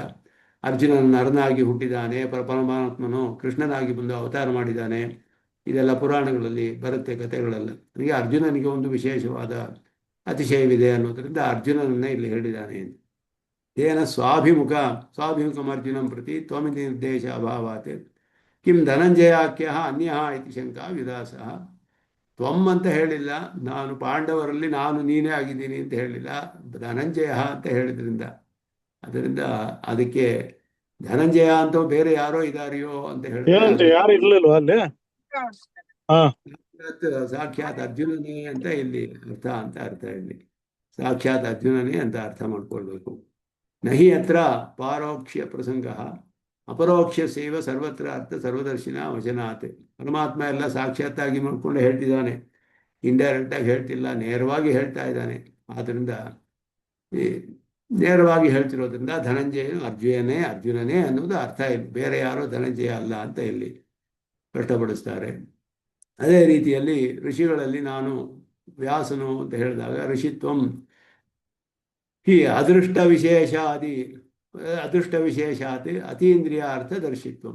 ಅತೀಂದ್ರಿಯಾರ್ಥ ಋಷಿಗಳು ಅವರ ಒಂದು ಅದೃಷ್ಟ ವಿಶೇಷದಿಂದ ತಚ್ಚ ಪ್ರಾಯಶಃ ಪ್ರಾಗೇವ ಉಕ್ತಂ ಅತಃ ಮುನೀನಾಮಿತ್ಯನೇನ ತದತಿರಿಕ್ತ ನಿರ್ವಚನ ಬಲಾತ್ ಏತಮೇವ ವಿದಿತ್ವಾ ಮುನಿರ್ಭವತಿ. ಬೃಹದಾರಣ್ಯಕೋಪನಿಷತ್ತಲ್ಲಿ ಬರುತ್ತೆ. ಪಾಂಡಿತ್ಯಂ ನಿರ್ವಿದ್ಯ ಬಾಲ್ಯೇನ ತಿಷ್ಠಾಸೇತ್ ಬಾಲ್ಯಂಚ ಮೌನಂಚ ನಿರ್ವಿದ್ಯ ಅಥ ಮುನಿಹಿ ಅಂತ ಬರುತ್ತೆ. ಅದು ಮುನಿಹಿ ಅಂತ ಹೇಳಿದ್ರೆ ಮನನಶೀಲ ಅಂತ ಅರ್ಥ ಅವನಿಗೆ. ಅಲ್ಲಿ ಶ್ರುತಿಯ ಅನುಗುಣವಾಗಿ ಮುನಯಃ ಮನನೇನ ಆತ್ಮಯಾಥಾತ್ಮ್ಯ ದರ್ಶಿನಃ, ಮನನ ಮಾಡಿ ಸಾಕ್ಷಾತ್ಕಾರ ಮಾಡಿಕೊಂಡವರು ಅಂತ ಹೇಳಿ, ಆದ್ದರಿಂದ ಅದು ವ್ಯಾಸರಿಗೆ ಪ್ರಸಿದ್ಧವಾಗಿದೆ. ತಥಾವಿಧಶ್ಚ ಭಗವತಃ ವ್ಯಾಸಸ್ಯ ಅತಿಶಯ ತದ್ವಾಕ್ಯೈರೇವ ಸಿದ್ಧಃ ಆಲೋಢ್ಯ ಸರ್ವಶಾಸ್ತ್ರಾಣಿ ವಿಚಾರಿತ ಪುನಃ ಪುನಃ ಇದಮೇಕಂ ಸ್ಮರಿಷ್ಪನ್ನಂ ಧ್ಯೇಯೋ ನಾರಾಯಣ ಸದಾ. ವ್ಯಾಸರ ವಾಕ್ಯವೇ ಇದು, ಅವರೇ ಹೇಳುವಂತಹ ವಾಕ್ಯ. ಅದರಲ್ಲಿ ಹೇಳುವಾಗ ಗಾರುಡ ಪುರಾಣದಲ್ಲಿ ಎಲ್ಲ ಶಾಸ್ತ್ರಗಳನ್ನು ಮತ್ತೆ ಮತ್ತೆ ಮತ್ತೆ ಮತ್ತೆ ವಿಚಾರ ಮಾಡಿ ಆಲೋಚನೆ ಮಾಡಿ ಒಂದು ವಿಷಯ ಸ್ಪಷ್ಟವಾಗಿ ತಿಳಿದಿತ್ತು, ಧ್ಯೇಯನಾದವನು ನಾರಾಯಣನೇ, ಸದಾ ಧ್ಯೇಯನಾದವನು ಅಂತ ಅದು ವ್ಯಾಸರ ವಾಕ್ಯ. ಅದರಿಂದ ಅವರಿಗೆ ಆತ್ಮಯಾಥಾತ್ಮ್ಯ ದರ್ಶಿಗಳು, ಮನನ ಮಾಡಿ ಆತ್ಮಯಾಥಾತ್ಮ್ಯ ದರ್ಶನವನ್ನು ಮಾಡಿಕೊಂಡಂತಹ ಪರಮಾತ್ಮನನ್ನು ವಿಷಯವನ್ನು ತಿಳಿದಂತಹವರು ವ್ಯಾಸರು ಅನ್ನೋದ್ರಿಂದ ಅವರಿಗೆ ಒಂದು ಅತಿಶಯ ಅಂತ ಹೇಳಿ ಅವರ ಅತಿಶಯವನ್ನು ಇಲ್ಲಿ ಹೇಳ್ತಾರೆ. ಒಂದು ಸ್ವಲ್ಪ ಇದೆ. ತಪೋ ವಿಶಿಷ್ಟಾದಪಿ ವಸಿಷ್ಠಾತ್ ಮುನಿಸತ್ತಮಾತ್ ಮನ್ಯೇ ಶ್ರೇಷ್ಠತಮಂ ದ್ವಾದ್ಯ ರಹಸ್ಯ ಜ್ಞಾನವೇದನಾತ್. ಇದೆಲ್ಲ ಪರಮ ವ್ಯಾಸರಿಗೆ ಇರುವ ಉತ್ಕೃಷ್ಟತೆಯನ್ನು ಹೇಳುವಂತಹದ್ದು. ವಸಿಷ್ಠರಿಗಿಂತ ಇವರಿಗೆ ಒಂದು ಶ್ರೇಷ್ಠತೆ ಅಂತ ಹೇಳಿ, ಅಯಮಪಿ ಕಶ್ಚಿತ್ ಭಗವದ್ ಅವತಾರ, ಇವರಿಗೆಲ್ಲ ವಿಭು ಅವತಾರವೇ ಅಂತ ಹೇಳಲ್ಪಟ್ಟಿದೆ. ಪರಮಾತ್ಮನ ಒಂದು ಆವೇಶಾವತಾರ. ವೇದವಿದ್ ಭಗವಾನ್ ಕಲ್ಕಿ ಅಂತ ಹೇಳಿ, ವೇದವಿದ್ ಅಂದರೆ ಇವರು ಎಲ್ಲ ವೇದ ವಿಭಜನೆ ಮಾಡುವಾಗ ಆವೇಶಾವತಾರವಾಗಿತ್ತು ವ್ಯಾಸರಲ್ಲಿ ಅಂತ ಹೇಳ್ತಾರೆ. ಇಲ್ಲದೆ ಹೋದರೆ ವೇದ ವಿಭಜನೆ ಯಾರು ಮಾಡೋಕ್ಕೆ ಸಾಧ್ಯ? ಪರಾಶರರು ಹೇಳ್ತಾರೆ, ಯಾರು ಮಹಾಭಾರತವನ್ನು ಮಾಡುವಂಥವ್ರು ಯಾರಿಗೆ ಸಾಧ್ಯ? ವ್ಯಾಸರಿಲ್ಲದೆ ಹೋದರೆ ಬೇರೆ ಯಾರಿಗೆ ಮಾಡೋಕ್ಕೆ ಸಾಧ್ಯ? ಸಾಕ್ಷಾತ್ ನಾರಾಯಣನೇ ಅಂತ ಹೇಳ್ತಾರೆ ವ್ಯಾಸರನ್ನ. ಆದ್ದರಿಂದ ಅವ್ರಿಗೂ ಒಂದು ಆವೇಶಾವತಾರ ಅನ್ನೋದು ಕೂಡ ಹೇಳಲ್ಪಟ್ಟಿದೆ. ಅದನ್ನು ಇಲ್ಲಿ ಹೇಳ್ತಾರೆ. ಕವಿಗಳಲ್ಲಿ ಕ್ರಾಂತದರ್ಶಿಗಳು ಅಂತ ಹೇಳಲ್ಪಟ್ಟಿರೋದ್ರಿಂದ ಕವಿಹಿ ಇತಿ ಕವಯ ವಿಪಶ್ಚಿತ. ಎಷ್ಟೋ ಯಾರಿಗೂ ಕಾಣದೇ ಇರೋ ವಿಷಯಗಳೆಲ್ಲ ಕವಿ ಕಾಣ್ತಾನೆ ಅಂತ ಹೇಳಿರೋ ಹಾಗೆ ಕ್ರಾಂತದರ್ಶಿಗಳು ಅಂತ ಹೇಳಲ್ಪಟ್ಟಿದೆ. ಉಶನ ಸಹ ವಿಪಶ್ಚಿತ್ಸು ವೈಲಕ್ಷಣ್ಯಂ ನೀತಿ ನಿಪುಣತ್ವಾದ. ರಾಜನೀತಿಯನ್ನು ರಚನೆ ಮಾಡಿದವರು ಶುಕ್ರಾಚಾರ್ಯರು. ಆದ್ದರಿಂದ ಅವರಿಗೆ ಒಂದು ಅತಿಶಯ. ಕಶ್ಚಿನ್ ಓಪನೀಯತೆ ಕುಮಾರನ್ಯತ್ರ ಭಾರ್ಗವಾತ್. ಭೃಗುವಿನ ಮಕ್ಕಳು ಅವರು, ಭಾರ್ಗವರು ಶುಕ್ರಾಚಾರ್ಯರು. ಆದ್ದರಿಂದ ಅವರಿಗೆ ಈ ರೀತಿಯಾದ ನೀತಿ ರಾಜನೀತಿಗಳನ್ನು ಬೇರೆ ಯಾರು ಮಾಡೋಕ್ಕೆ ಸಾಧ್ಯವಿಲ್ಲ. ಅವರು ಶುಕ್ರಾಚಾರ್ಯರನ್ನು ಬಿಟ್ಟರೆ ಅಂತ ಹೇಳಿ ಶೇಷ ಬುದ್ಧಿಮತ್ಸತು ಅವತಿಷ್ಠತೆ ಹೇಳಿ ಒಂದು ಶುಕ್ರಾಚಾರ್ಯರ ಒಂದು ವೈಲಕ್ಷಣ್ಯ ಹೇಳಲ್ಪಟ್ಟಿದೆ. ಅವರ ವಿಶೇಷವೂ ಹೇಳಲ್ಪಟ್ಟಿದೆ, ರಾಜನೀತಿಯನ್ನು ಮಾಡಿದವರು ಅಂತ ಹೇಳಿಬಿಟ್ಟು. ಅದರಿಂದ ಅವರ ಒಂದು ವಿಭೂತಿಯನ್ನು ಇಲ್ಲಿ ಹೇಳ್ತಾ ಇರುವಂಥದ್ದು. ಇದನ್ನ ಮುಂದೆ ಮುಂದುವರ್ಸೋಣ ಅಂತ ಹೇಳಿ ನಿಲ್ಲಿಸ್ಕೊಳ್ತೇನೆ. ಶುಕ್ರನೀತಿ ಅಂತಾರಲ್ಲ. ಸದೇಕ ಸಿಂಧೋ ರಾಮಾನುಜಸ್ಯ ಚರಣಂ ಪ್ರಪದ್ಯೆ ಕವಿತಾರ್ಕಿಕ ಸಿಂಹಾಯ ಕಲ್ಯಾಣ ಗುಣಶ ಶ್ರೀಮತೆ ವೆಂಕಟೇಶಾಯ ವೇದಾಂತ ಗುರವೇ ನಮಃ. ಶ್ರೀಮತೆ ನಿಗಮಾಂತ. ಶುಕ್ರನೀತಿ ಹೌದು, ಅದೇ ರಾಜನೀತಿ.